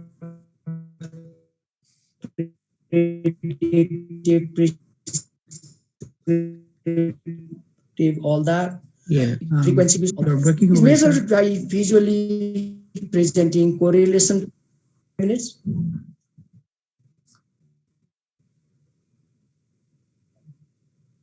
All right, qualitative analysis. So we chunk them into like researchers, field notes, interview notes, transcripts, photos, memos, news reports, all are important here. We identify common themes where inquiry responses can be grouped, selected by theme, topic, category, all that. And we also select our data, which is more important, which is less important, all that. We code it, then we write in sentences. So they are explained in the text, different types of documentation. So we have the freedom of naming the codes. Coding is the kind of anything such as highlighting, labeling, using sticky notes, all that, bookmarks, we can do that. There are other techniques in coding, like selecting, organizing, all that. So common convention in writing, the conclusion is that think the other party, readers, what do they expect? Are we going to communicate in a clearer form that our idea, our research finding? So if that is the case, then the editors, reviewers, we are fairly relaxed about other rules. We already know, well, you already know, we already know. So main thing is that how are we going to make it like academically, professionally relevant and socially correct our presentation. So this is tricky thing is that if we know the different side, that is our reader's perspective, then that our writing becomes convincing. So this is how our interpretation of data, so that will go to the readers, and finally they will make the best use of our research finding, our research contribution, our research paper. So this is the kind of paper we are looking for as the editors of NELTA journal.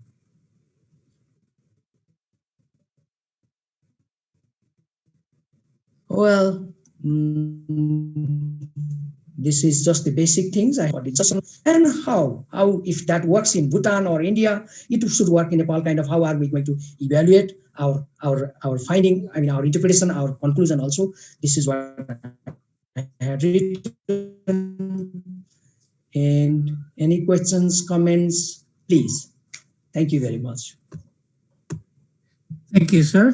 Thank you very much for a very insightful presentation.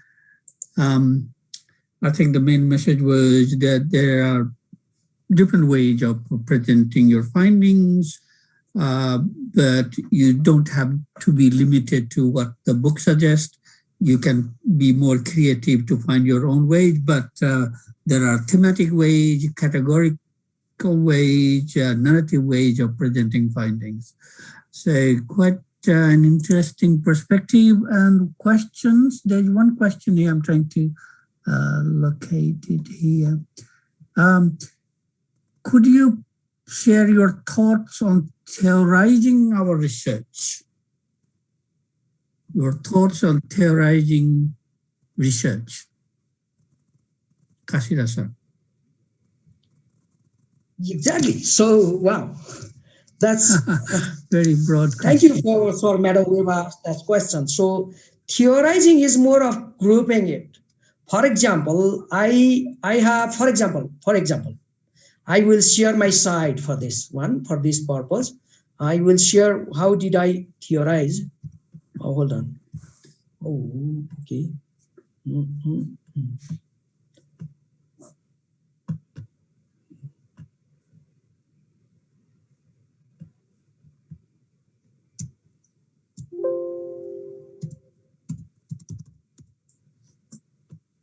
Okay. By doing this, I will also share of one of my examples. How did I do that? Also with how did I interpret the data also. So let me see if I can share the slide now. Yeah. So here is one of the data. Here. Unexpected energy of English. I'm an English teacher, so for a long time. Myself to my relative. Help me by asking yes, sir, if he will accept me into his tutorial class for 2 months. My relative. When she comes back, having talked with yes, sir, the popular tutor of SLC English, and says, look, English is a very difficult subject for all students. Yes, sir is so busy from 4 in the morning to 11 at night that he's not able to take any more students this year. We were already late in asking him and many students from reputed schools around here. And I had already taken all the available places. Moreover, he would only have accepted you if you were from a nearby school where the teachers had taken the students through the entire core English course. This is the data, the source of my own personal reflection, as this is an autoethnographic research. Then how I interpreted it is by saying this. I was shocked by this message and thought in my own young person's way that it was an apparently non-altruistic treatment. My childish understanding did not convince me why such popular teacher preferred to accept only the students whose teachers had been able to complete the course book in their respective schools. Therefore, being one who had not been taken through the whole course book, my moral conviction was still that such tutor ought not to reject needy students like me. This is a very autoethnographic thing. So we take things critically, but very, very gentle, in a gentle way. What could I do then? A question. In spite of my feelings, I kept quiet and waited for another possible way ahead. This is the interpretation. This is based on that data. And how did I theorize it? All right. See, based on the same data, I try to theorize it. Hold on. Oh.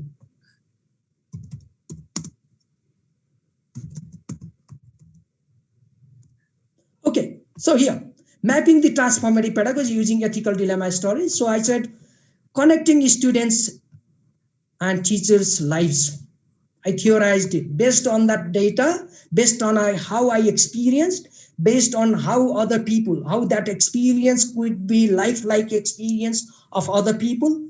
I try to theorize it. So utilizing cultural and social context for learning.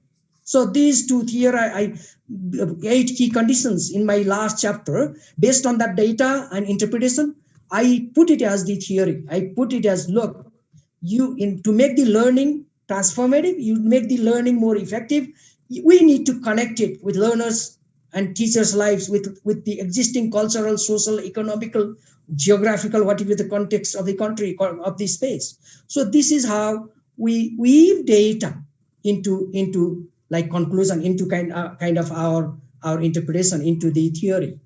So thank you very much. This is the example, my own personal, I did it. Yeah, thank you, sir. And there are a few more questions. I think they are a bit broad questions, which we will take a longer time to address. So if you please, sir, Kasira, sir, take the question from there. But there is one question that relates this session with the one that's coming up. The question is, what do we write in the finding section and what do we write in the discussion section? In other words, how is the discussion section different from the finding section? And that's where our next presenter comes in. Yeah. The topic of the next presentation is writing discussion and implications. And for this topic, yeah, I'm very proud to tell you that we have someone who knows all about this, Professor Lakshman Gyamal, sir. And he does not need any introduction. He is a household name in ELT in Nepal. You know him as a senior vice president of NELTA. He is a leading scholar in English language teaching, not only in Nepal, but the entire region. And as an associate dean and head of School of Education, he coordinates program of English language teaching and research and so on at Kathmandu University. So I'm very privileged to present Lakshman sir. Lakshman sir, over to you. Thank you so much, sir, for your kind words. I'll try to live up to those words. So I've been sitting here and listening and watching the presentations and seeing the questions, responses from participants. So I think much of my work is already done. But okay, I'll try to I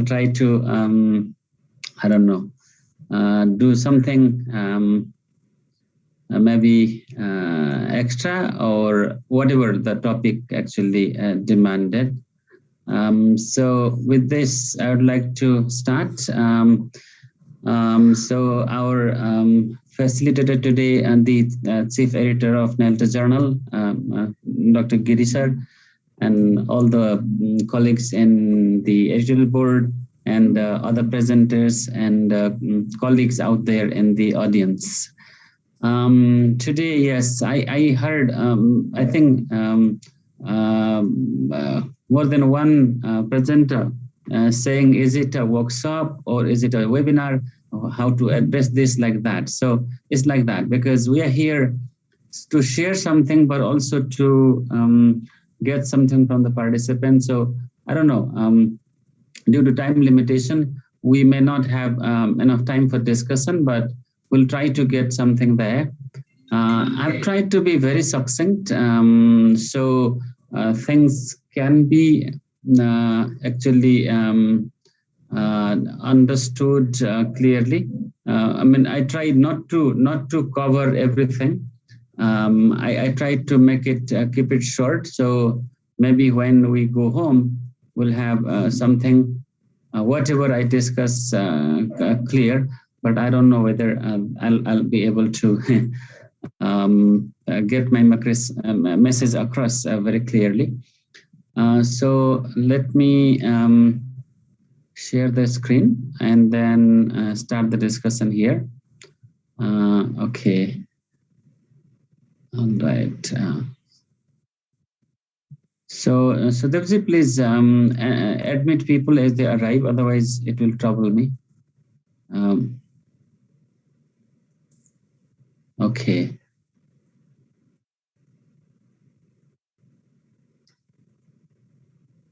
Yes. So this chat message is also trouble. Okay, thank you.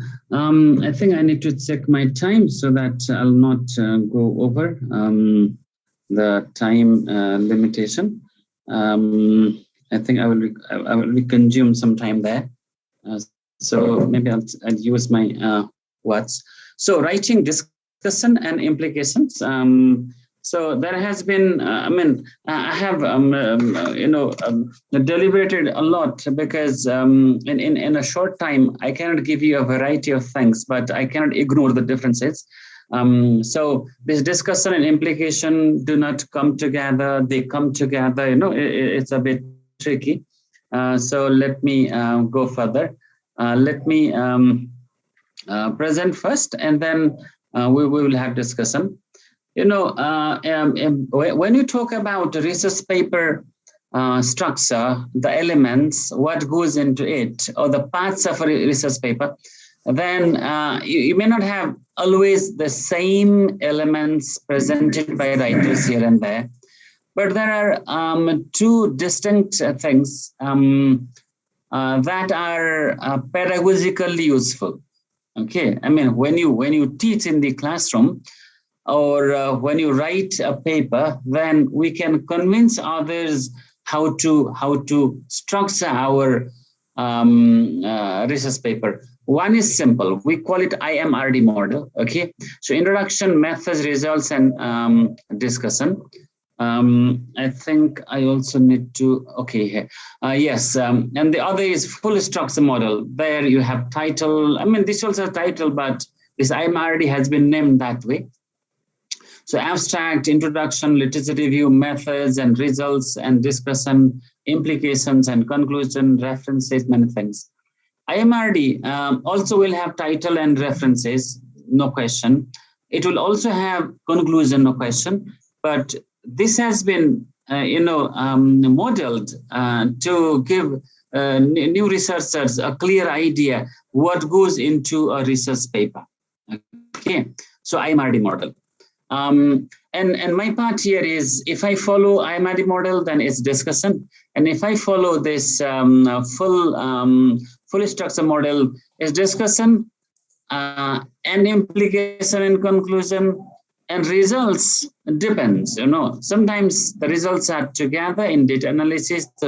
So many of us write data analysis under which results and discussion come together.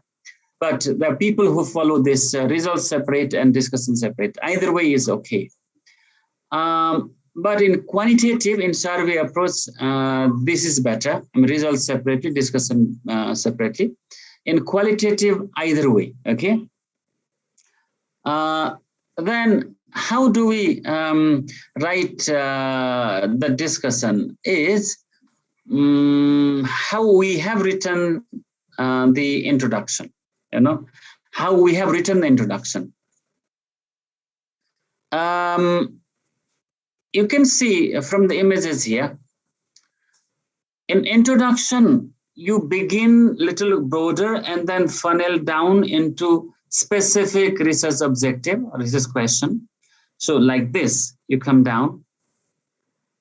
And then there is process and results, you bring something and there the story. You're filled and the first thing in the analysis part.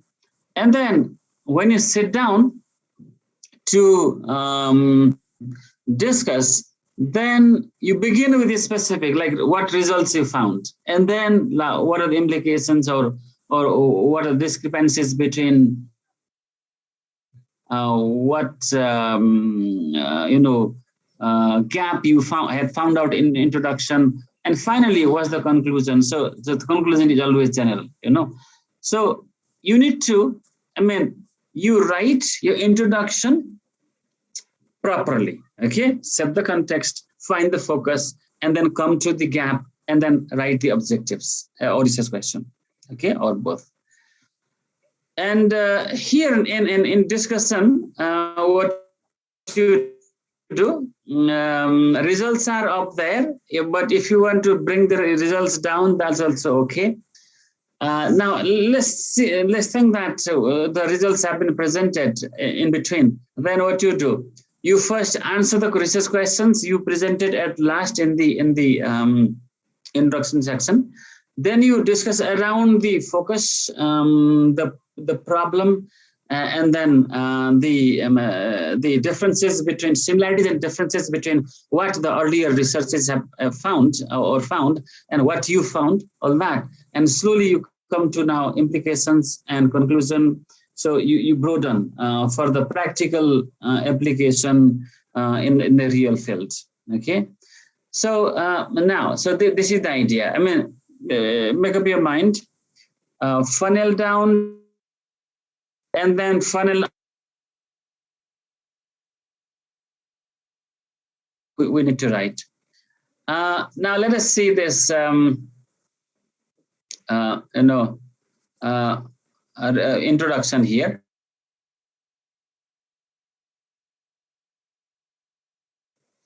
Background, introduction elements. You should care about this research. This research is important. I got this from Springer. I have the link below at the end. I will put it here. So what? Okay. If you say, this is an interesting research or important research, and the reader will ask, so what? Okay. And what you do? There's something already known. There's something already not known about the topic. So that's the gap. You create the gap. So the answer to your question, to reader's question, so what? You say, there is a gap. Okay, there is a gap. We need to fill the gap.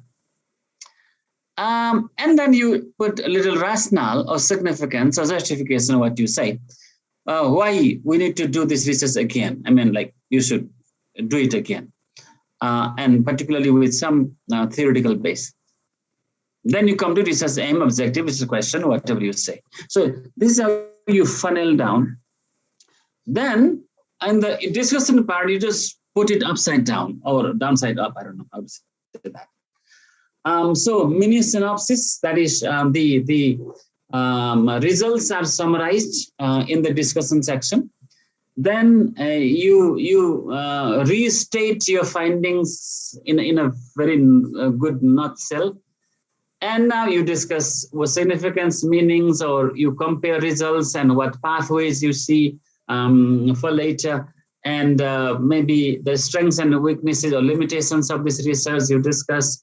And for practical applications like applications for the research, and maybe suggestions for future work. So this is how you just, this figure the Springer company has done. I found it very interesting. Then I just borrowed it for you. So this is just, turn up and down.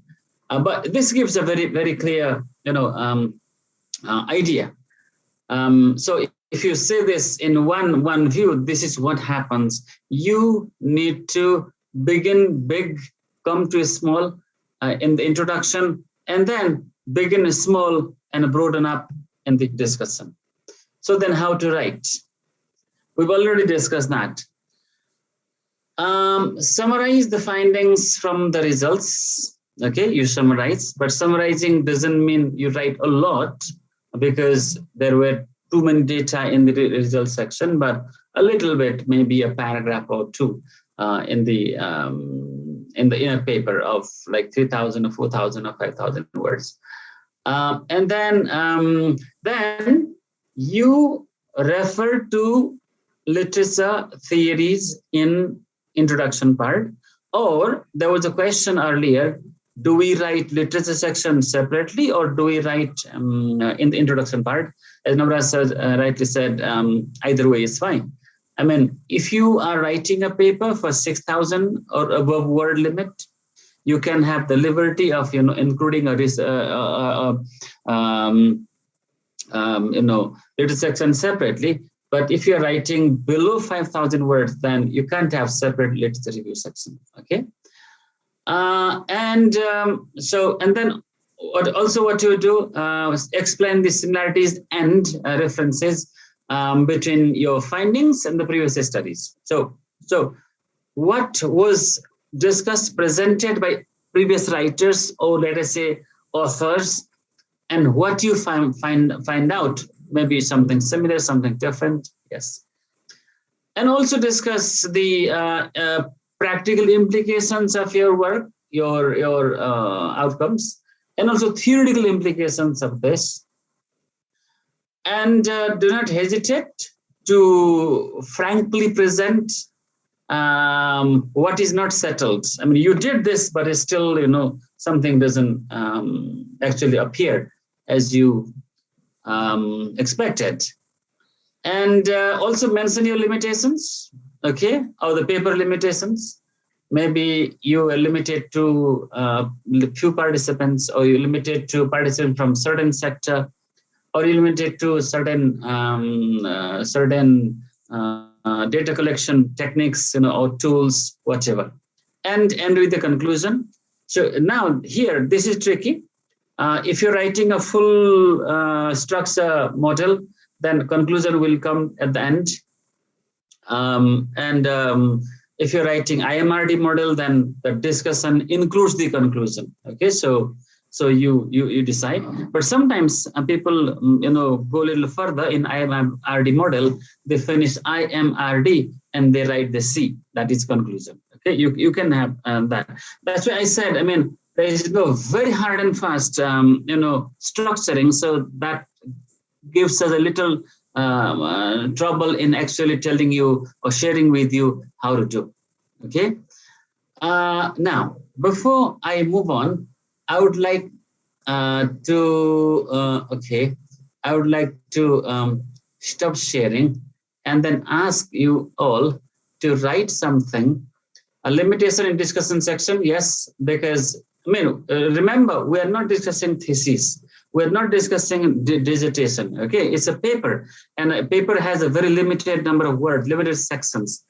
So we can't have research paradigm, research methodology, those things in a paper. Okay, you have to write just methods, what you did, and the limitations you need to write in one sentence or in one clause. Okay, based upon this research that was limited to only interview data. Okay, blah blah blah. You can go on. Okay, we write in discuss section. Yes. Yes.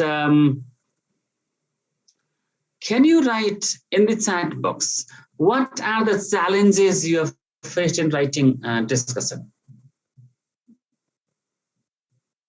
What are the challenges? What bothers you? Come on. What bothers you?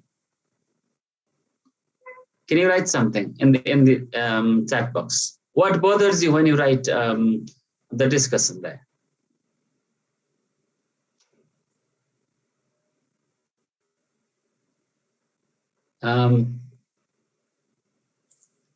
Ideas, okay. Triangulating data, yes, okay. New issues, yes, okay.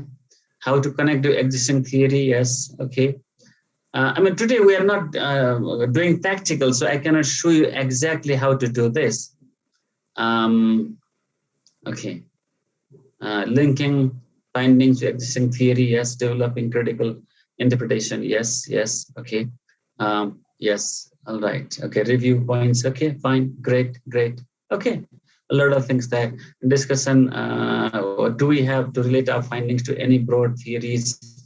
Yes, but remember, we shouldn't make a mistake of relating to theory that was not hinted at in the introduction.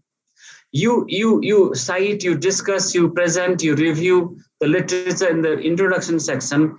And if you do not bring them down here in the discussion section, you better did not do that. That's why whatever literature and theory you relate to in discussion section must have been either reviewed or at least hinted at in the introduction part. Okay. How does analysis part differ from discussion? Analysis is a process. And discussion here we present as a section in a later part of the paper. But again, some people say data analysis and do present the results and discussion both. So this is one challenge. That's why I wanted you to say this: how to make conceptual framework We don't write conceptual framework as such as a figure or a separate section. The introduction section should present the conceptual framework of what you're going to do. Okay, and then yes, can you please explain the difference between referencing some literature in the introduction, doing some in the review and the discussion? Yeah, okay. Yes, Mr. Nian. In the difference is this: in introduction part, or if you have a separate literature, you explicitly discuss bringing the quotes directly or indirectly, and then also put your view towards them, compare them there. But in discussion part, you simply relate, implicitly relate. You don't actually write any direct citation, direct quotes. Okay, there will not be review like, but they are blended, put together in your discussion and data. If you're putting the results together, but if you're doing separately, then you need to bring the ideas from earlier literature and then amalgamate, blend when you are discussing that. Okay, and comparing what was found out earlier and what was section includes analysis and interpretation. Yes, discussion includes interpretation. Yes, you're rightly saying that. Okay, so these words, interpretation, data analysis, discussion, sometimes we use them interchangeably, sometimes separately. But because we chose the word discussion, so I'm doing justice to the word discussion here. So discussion is interpretation of the data that you presented in the results section, or you are discussing here together in the discussion section. And then analysis is the process of doing it, So there are ways of putting it. Okay. All right. Thank you. Because there's a limited time, so let me go back and then present. So what I was saying, asking you is, what are the challenges in data analysis or discussion here? Remember, there is no hard and fast structure. So you need to really, like Ashokji was, showing so many methods way, because there is no one particular way of doing it. There are varieties. So you need to read a few papers and then see how they do, what are the opportunities. And then you really need to balance your perspectives, existing theories, and your thoughts as you see the data. So that sometimes becomes a limitation for us. We may not be able to balance our personal theories and the theories that other writers have presented. Okay, that's another challenge. And then, you write conclusion at the end, but after presenting the data, mentally, you should have conceptualized the conclusions already before you start the discussion. And we may not be able to do that. So that's another challenge, as a writer. And then, I will, I made a little error here. So the data may have betrayed, means you collected data and you are now sitting down to discuss, analyze, interpret the data. And at some point you feel that, this data is not enough, or there is a data that contradicts what I am saying. So that's another thing. So you may have to go back to the field if it is qualitative, but quantitative, it's already over. There's no going back, So these are the challenges. And how we further create a problem, what pitfalls we might make is sometimes we are happy to have a verbose arguments, big words, long sentences, a lot of, this wordy kind of presentations we might do. And then the basic problem we make is we miss to link to the introduction. Many writers, what they do is they have problem statement in one way and literature review another way and discussion. So there's a missing link. There's no link. Okay. And then another is sometimes we have the data we presented, but we do not see exactly what the data borrowed because we're already occupied with our own preoccupations, some prejudices or biased idea that we had when we started the research, So that's something we need to see. And then we sometimes claim too much, going positive only. Sometimes we go negative, okay? See, this confirming data, disconfirming data, that balance sometimes we miss.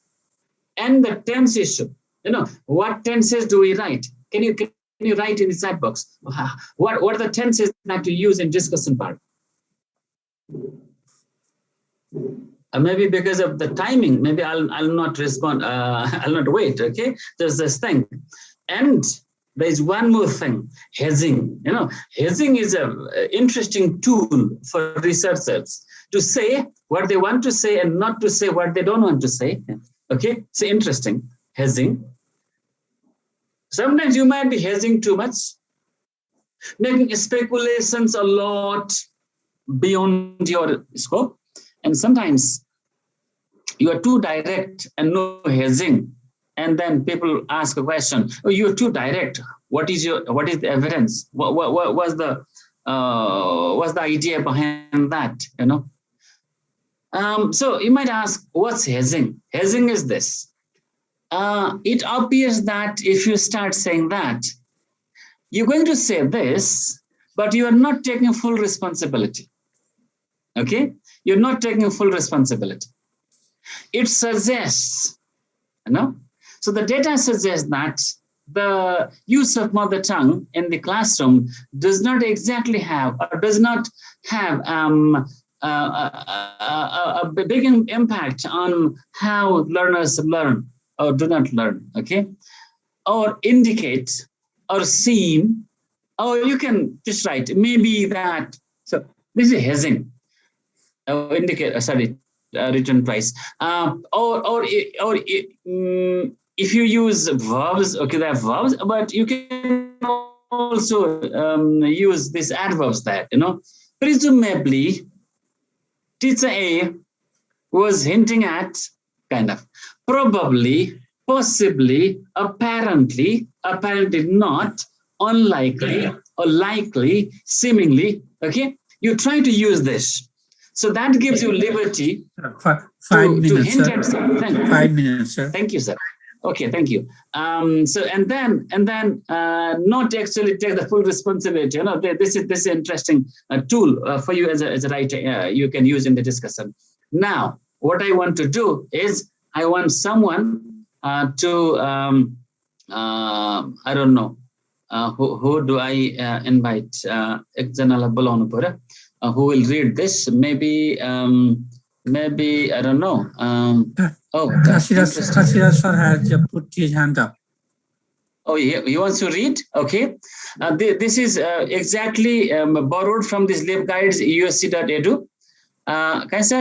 Sir, you want to read, or shall we invite a participant? Any participant? Maybe, so can you choose someone who will read? Can we choose by asking them to raise the hand? So that maybe yes. CM Jallath the Gay. Okay, there is one. I don't know. Oh, there are three. Four. Come on, so you choose. Choose anyone. I don't see who they are. I just see. Yeah, we have hand up from Samiksha Bidari. Samiksha. And Raju. Okay, yeah. And Raju Timsina. Okay, anyone you can choose. I don't see because I'm blocked by these slides. Yes. I mean, you can unmute. So Sudeep, and unmute someone. You decide. Okay. Okay, Samiksha, you go ahead, please.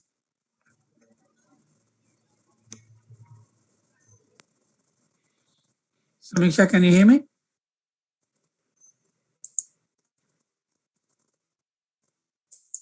Okay, thank you. Yes, you now simply read. You simply read, okay, but we don't have time. Yeah, okay. In the discussion section, you, number 1, demonstrate your ability as a researcher to think critically about an issue and formulate a deeper, more profound understanding of the research problem under investigation.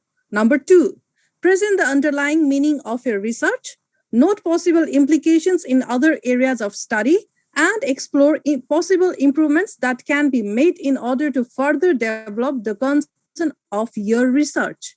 Number 3, highlight the importance of your study and how it can contribute to understanding the research problem within the field of study. Number 4, state how the findings from your study revealed and helped filling gaps in the literature that had not been previously exposed or adequately described. And number 5, engage the reader in thinking critically about issues based upon evidence-based interpretation of finding. It is not governed strictly by objective reporting or information. Thank you. Thank you so much. Thank you. So this is the suggestion idea in a nutshell. I think I'm done. So these are the links that I used to collect the information here. Some are direct because I didn't put that not to crowd. You can go and find them. They're available freely. Okay, thank you so much. That's all my presentation. Now let's go ahead with the question, answer, or whatever. Yeah, thank you, sir. And yeah, now it's open for Q&A session. So anyone, there are some questions in the chat channel, sir. So we can start from there. So I choose the questions or, okay. Narayan Sapkota asks interesting question. Do research gaps really exist or we make them exist? It's either way. It's either way, you know. There will be gaps because people haven't written, discussed, explored in that area, but they don't become a gap until you write they are a gap, you know. So you have to metallize, you know, you have to metallize. Like you can, I don't know which Greek philosopher said that when I'm sitting here, I don't see the wall behind me. So I don't, the wall doesn't exist for me now. And when I see, the wall exists, just like that. So there are gaps, but they become gaps, they become research gaps when we present them that way. Okay? Right. Another question, sir. Yes, that's, I think, an important one. Should we connect our findings to the lit section, literature review section we included earlier, or bring completely new one? No, we do not bring completely new one. We have, I mean, you can bring something similar from the same writer, from same maybe document or something, but you cannot bring some different theory, different perspective there, and you cannot bring a new research study that was carried out before, because that the introduction is the situation that led you to research, and now there is new situation which you need to compare with that. You cannot just forget them. Okay. Another one is, sir, can you please explain the difference between referencing some literature in the introduction versus doing so in the literature review discussion section? Okay, I actually answered this question earlier. In the introduction section, we are more explicit. We rather discuss referring to those writers and then papers or chapters, even borrowing their words directly or indirectly. Okay, so we are with them, but in discussion part, we relate to them to make our argument, to discuss the findings, to make comparisons, to draw implications, to draw conclusions. Okay, so it is in our control. They kind of control in telling us what they feel. We are simply borrowing their ideas. Now we are using the ideas, to see the data that we have found out. Right. There's a lot of comments about tenses. What tenses do we use? Oh yes, tenses. So what is the I don't know, Zanamat in discussion, analysis, finding the conclusion, do they go side by side? Okay, sorry, tenses, It depends, if it is narrativized data presentation or discussion, definitely you go for past tense. Okay, but if you simply bring interview data, that has nothing to do with anything past or anything how the data was collected, all that. Simply the perception, then you can use present tense. Okay, so you can decide. But findings, usually when you come to findings part, then that has to be in past tense. Conclusion in present tense. Okay. Okay.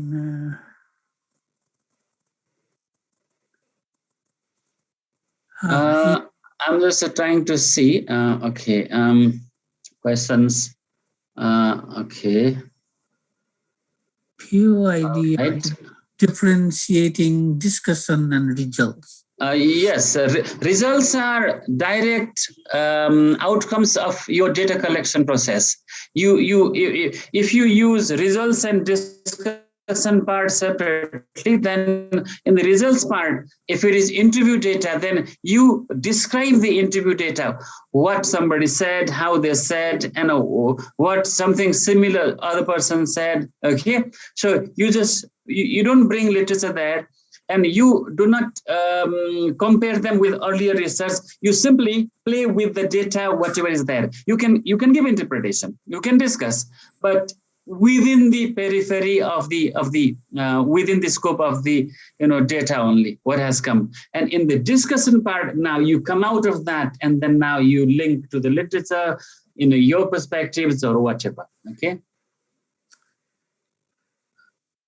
How to draw conclusion. Okay, how to draw conclusion. Yes. Sorry, sir. Shall I answer this? Yes, please. How to draw is you need to see this. What was your research question? And first, go back to this question.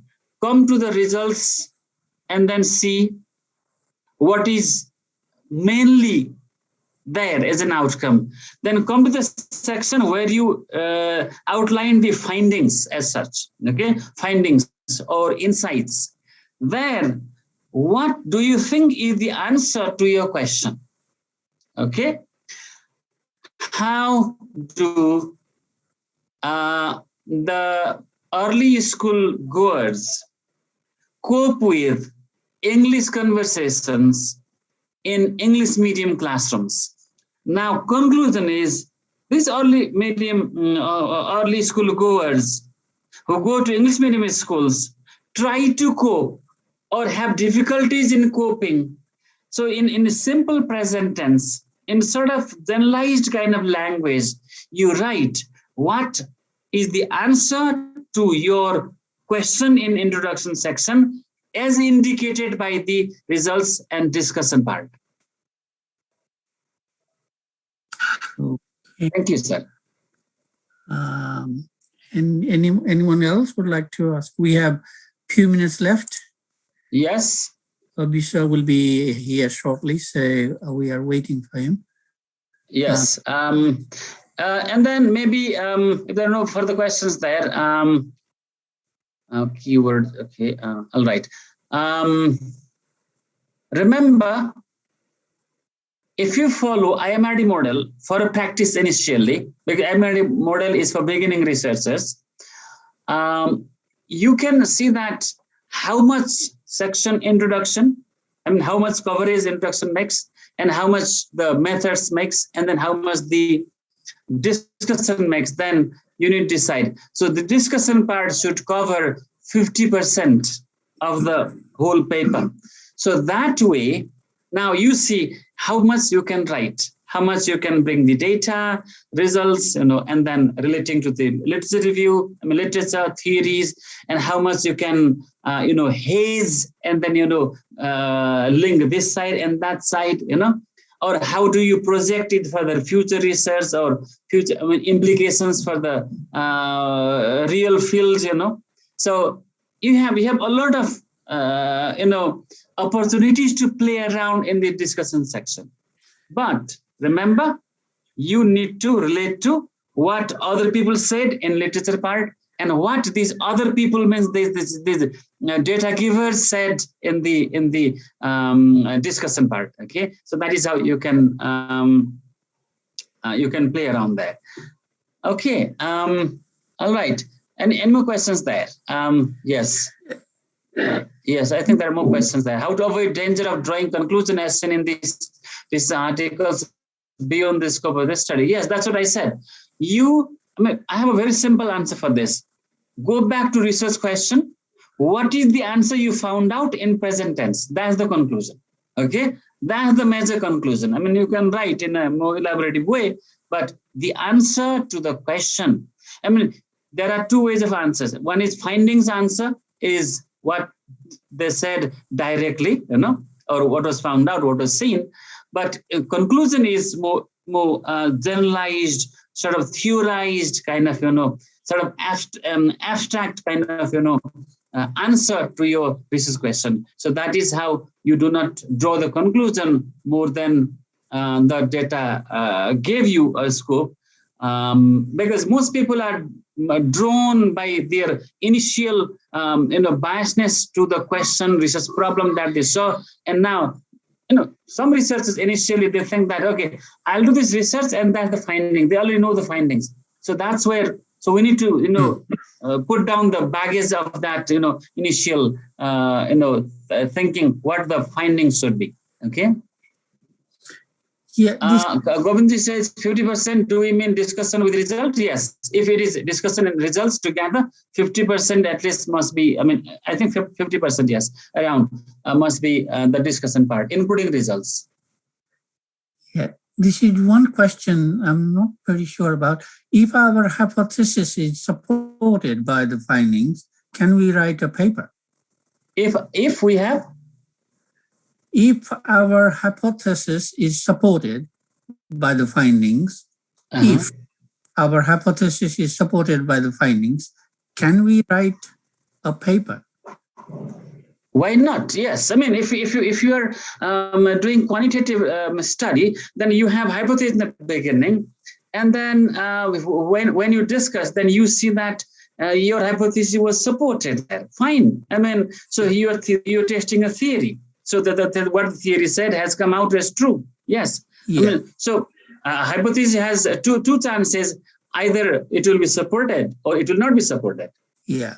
In both cases, you can write a paper, whether it is supported or supported. Yes. Okay. I think, yes, I think we are done. 3:30 because Avisar has come, I guess. So let's not take too much time or eat his time. Okay. So I would like to stop here. Thank you so much. Thank you, Ram sir, for this brilliant facilitation, and thank you everybody for questions and answer and listening to me. And thank you for your kind word in the chat box. Thank you very much, sir, for very informative session and very useful session.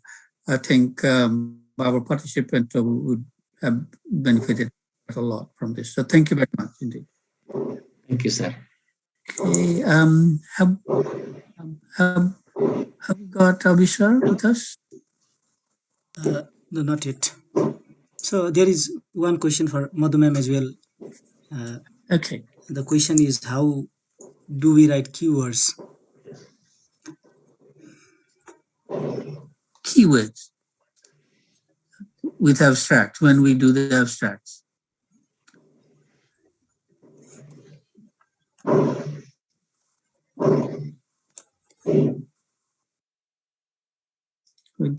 Is anybody addressing that? Keywords. Say keywords when you have keywords after the abstract. Okay, thank you so much. Now, I was muted earlier. Now I could unmute myself. So that was a question. These keywords come from our research.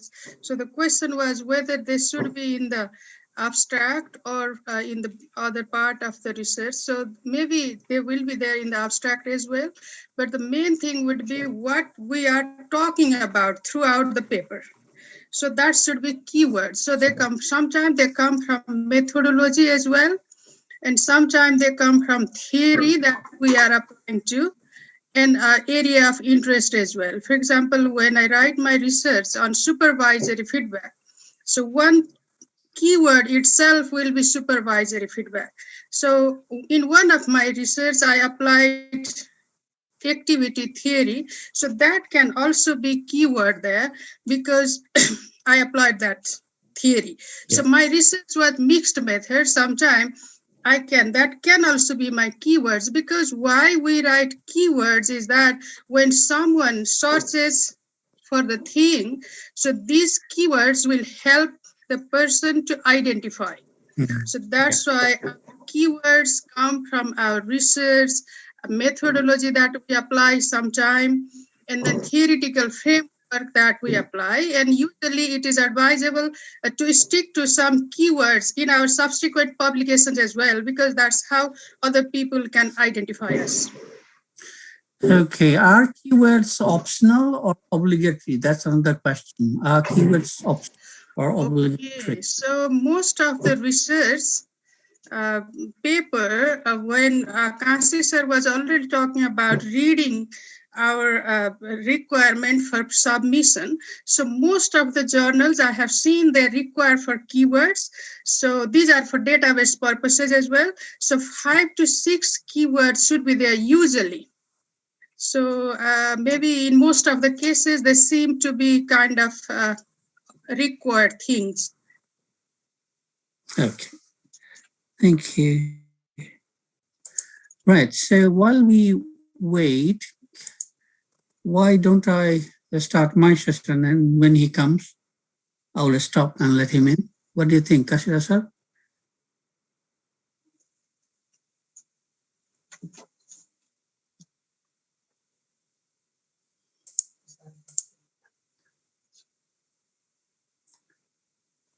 I think. Yeah, there are some more questions here, but I think while we wait, remember, I have a small session to do as well, so I will quickly step in.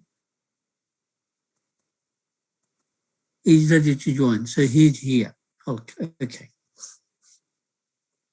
He joined.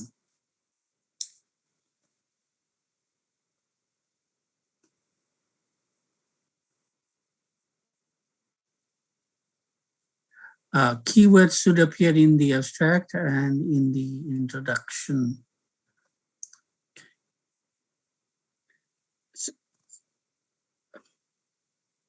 Okay. Usually keywords are given at the end of the abstract, and it's separately put. So there will be a small subheading like keywords after the abstract, and you list about 5 to 7, generally speaking, keywords. These keywords could be the themes that, as Modiji was saying, the themes are the main concept that you are addressing, and identifiable. These keywords should identify your work. So when someone picks one of the keywords and searches, your paper should appear. So that's why there are keywords. Okay, we are waiting, right? So I'm going to ask you a question. Can I? Yeah, I can share the screen, right? Can I? Just to keep you engaged, we're waiting. So I'm going to start okay, here. Oops. Okay. The question is, what is wrong with the citation or the listing of the reference? So this is one of the entries in the reference section. The question to you is, what is wrong? What is wrong with this entry?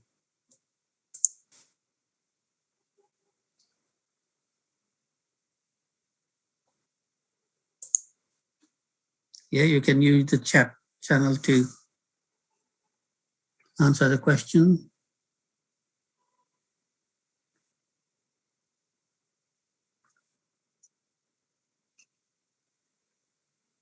This could be one of the entries. Remember, at the end, we list the references. And this could be one of the entries. The question is, what is wrong with this entry?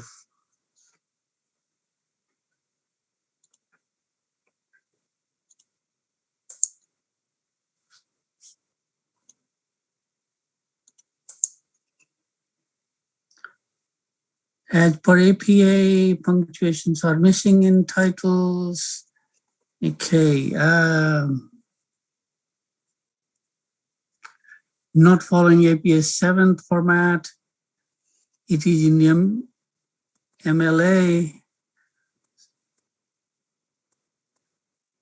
Basically, everything is wrong. Very good. Is it APA or other style?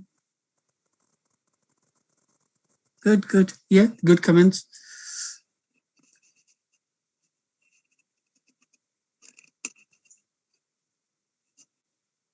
It basically is wrong. Thank you. Now, the answer is there is nothing wrong with this entry. It's a different style. It's a different style not accepted by the Journal of NELTA. So if you put something like this when you are writing for Journal of NELTA, then chances are that your paper will be rejected simply because on this ground. But there are many international journals which actually ask you to do this. If you write your references in the APA style, then you can be rejected, or you will be asked to redo your references. So again, the point here,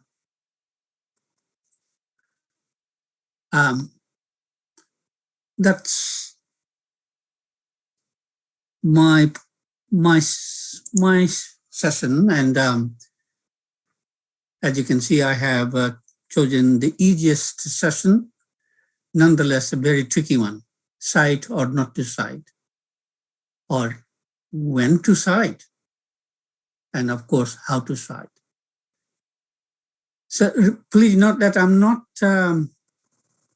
talking about paraphrasing. That's a separate issue. Paraphrasing, what paraphrasing? How do we paraphrase? What is an acceptable paraphrase? Do we cite when we paraphrase? Because paraphrasing becomes your language. So do we paraphrase? These are some of the issues that would be addressed probably in a different session, paraphrasing session. But here I'm mainly talking about cite or not to cite, or when to cite. Say, Kashi sir, please let me know when Abhisar is in. Okay, I'll keep talking. Okay, so basically I'm going to answer 3 questions. What to cite, what not to cite, and how to cite.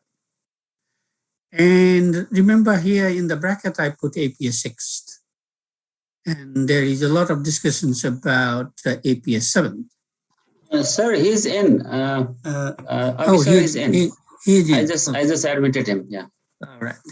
So I'll stop. Okay.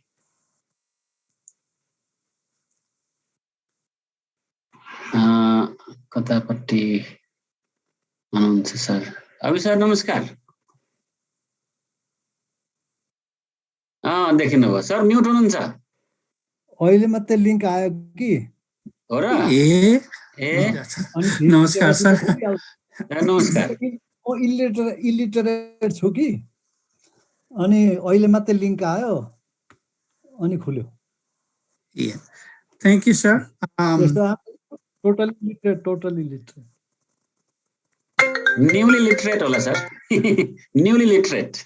अनि त्यो उनीहरूले यस्तो अहिले आए जस्तै पठाइदिन्छन् कि युनिभर्सिटीबाट. अनि हो त्यो चाहिँ जान्दा चाहिँ अहिले त जाने नि, अगाडि त खोइ केही जानिन. So how are you? Good to see you. We are doing fine.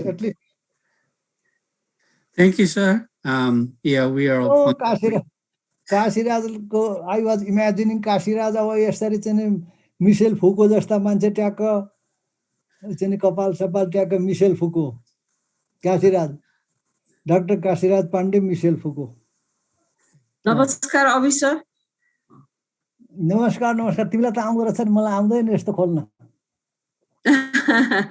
अब नआएर भयो त अब भने खोले अहिलेको टिचरहरूलाई आएर भइहाल्छ नि पढाउनै सकिन्छ ओहो राम आशिष गिरी Yes, sir. Namaskar, sir. Namaskar. कहाँ चिन्नु त मैले चिन्दै नचिन्ने रहेछु एक्लै देखा भए It's a long time, sir. Long time. Long time. Where do you live these days? Melbourne, sir. I'm in Melbourne. Oh my God, you left this. Yeah, I think we haven't seen each other about 2 decades or more than you that. have changed so much, I wouldn't have recognized you. Yeah. You are making wonderful contribution to this movement through. Yeah, thank you, sir. Thank you for accepting our invitation and joining us. We are all very eager to hear. Yeah. You did in the past also. Always. Yeah. So, we have a couple, maybe a few foreign delegates as well. So participation from Bangladesh and Australia. Okay. It has been a wonderful event so far, and with your presence now, it's been going to be more magnificent. So the topic is addressing is conceptualizing plagiarism in academic writing, plagiarism as a linguistic phenomena.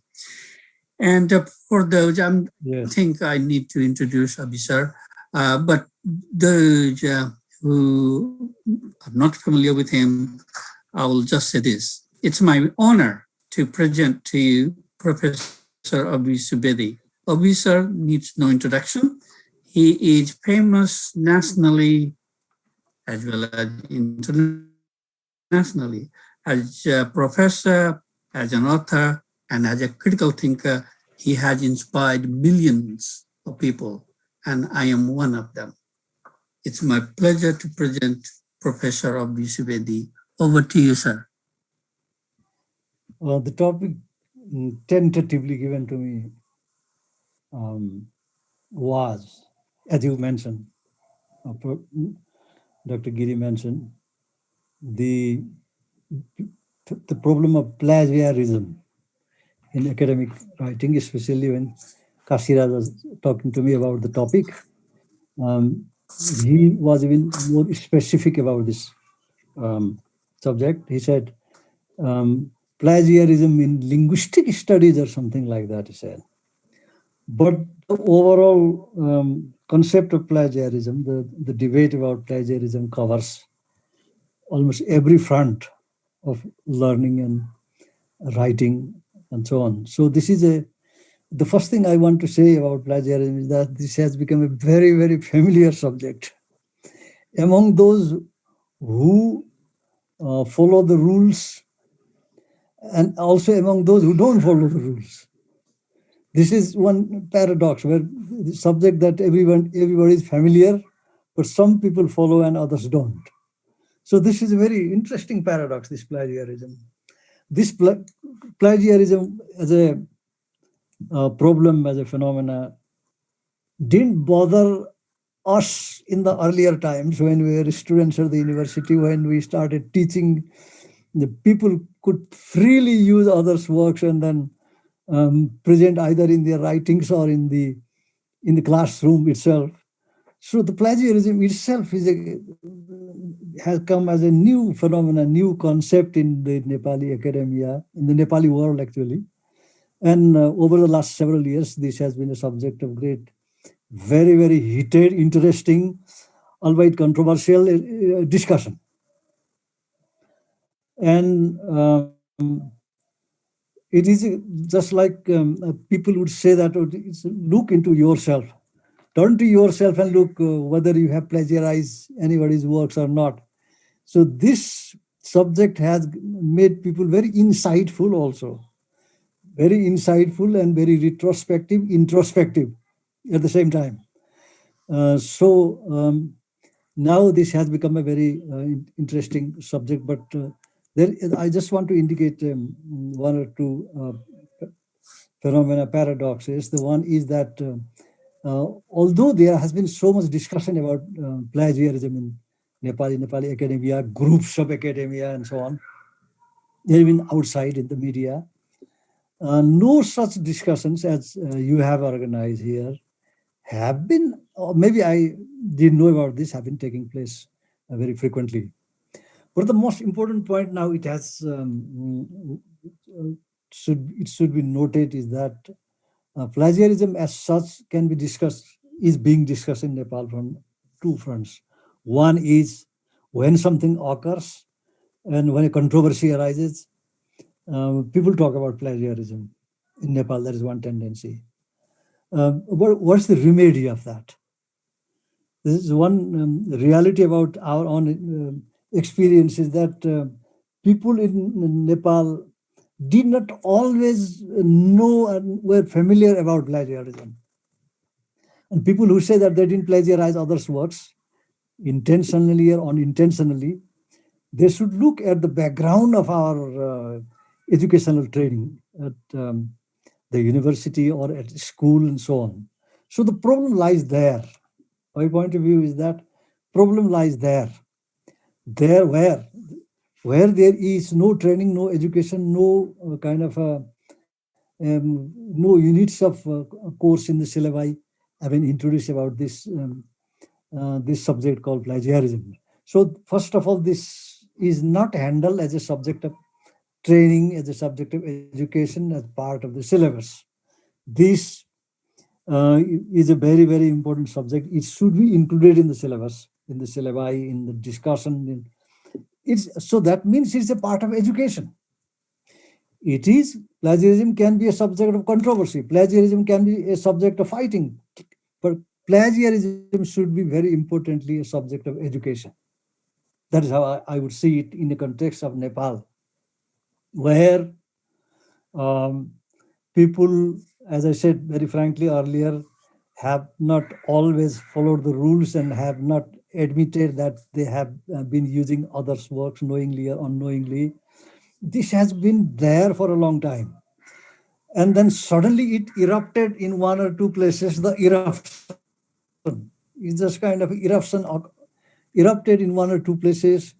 It has been erupting, either knowing fully what is plagiarism or not, or knowing jolly well that this is plagiarism, still it has erupted.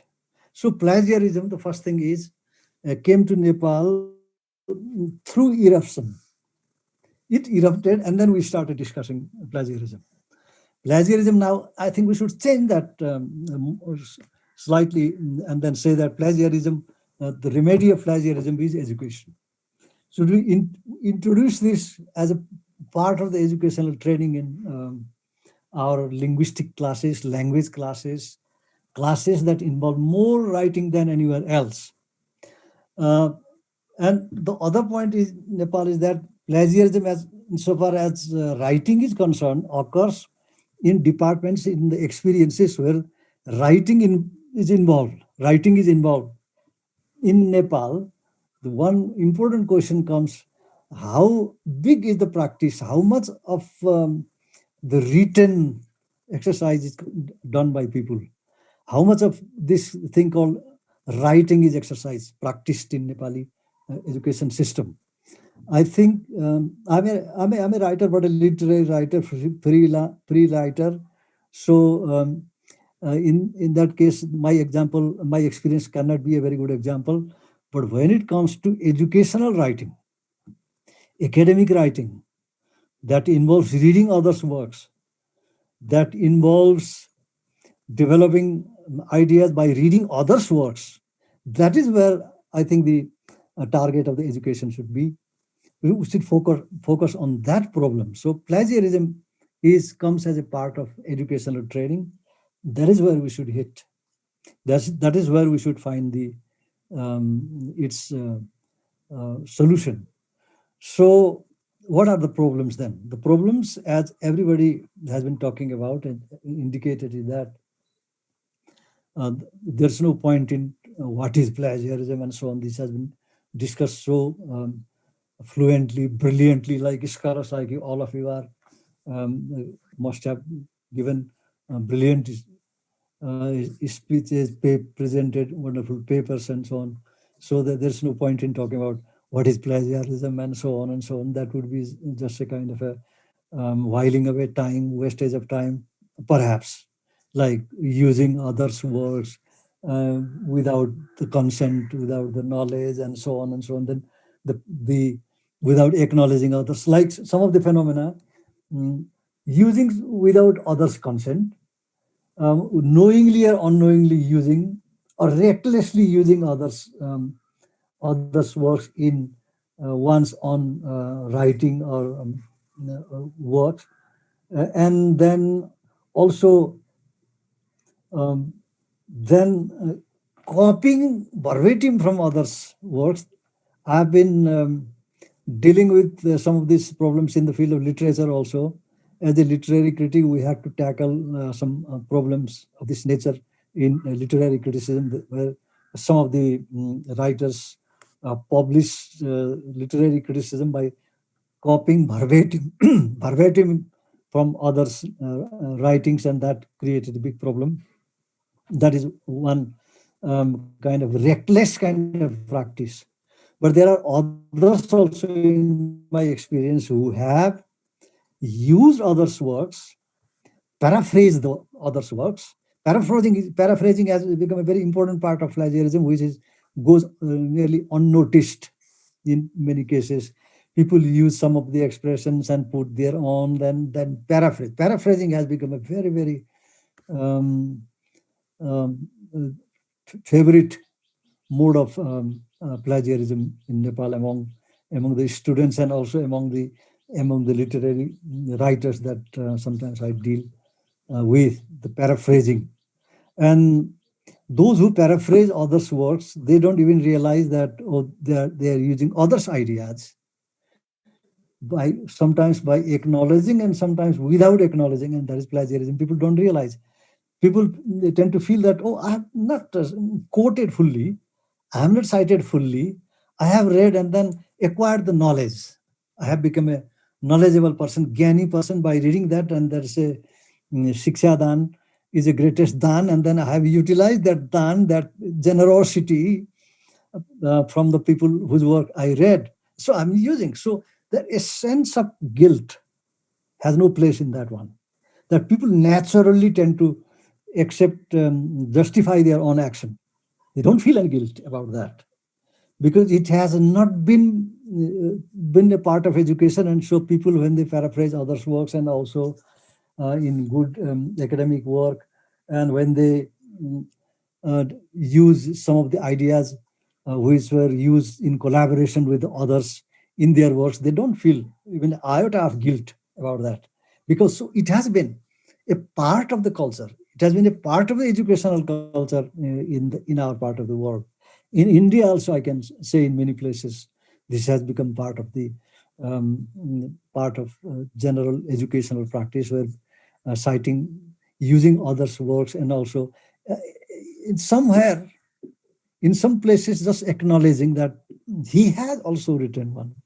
He has also written something like this kind of acknowledgement. I want to tell one very interesting episode about myself. There was Ragini Sharma's painting exhibition was going on at NAFA Art Gallery, and somebody read a report about the painting exhibition in the Rising Nepal at that time. That is no Kathmandu, the Rising Nepal, and they were very attracted by that writing. When they liked that writing, and they made the writer of that article at Rising Nepal itself, and they carrying that paper, they went to see the exhibition at NAFA Art Gallery and met Ragini. And Ragini showed them the catalog that was published earlier, and the writer of the cat. I had written the catalog for that exhibition. That was my catalog. He had entirely taken the entire text from the catalog and published in the Rising Nepal. My dilemma is a dilemma of love, actually. I was not angry. That was a story of love and sympathy. What happened was I went to the Rising Nepal very angry, taking this Rising Nepal and my own catalog article. And I said, what is this? Who is here? Who copied this? And then this fellow was called by the editor outside. And there came my very, very dear shy student of my own, who had landed a job at the Rising Nepal. And he came and said, sir, they asked me to go and report about the art exhibition, since I had never written, and it's a question of job also. I have just landed the job, and so I copied my own source catalog from my catalog, and this is, I'm sorry, sir, he said. And I couldn't say anything. That was part of I was very moved by his plagiarism, actually, because I love that student very much, and the stake was very high because he had just joined the job. If he had not written anything like that, he wouldn't have been appointed, early phase of his appointment. And without telling a word to the editor, I called him outside for a cup of tea and then gave him the first lecture about plagiarism, and today is the second lecture. Actually, because that was, he didn't know about that, and he thought this was my source writing. So why can't I copy this for the sake of my job? So my experience says that plagiarism in Nepal has always been a part of this wrong kind of education that is not acquired properly by students and people. So what are we going to do now? And talking about plagiarism in the domain of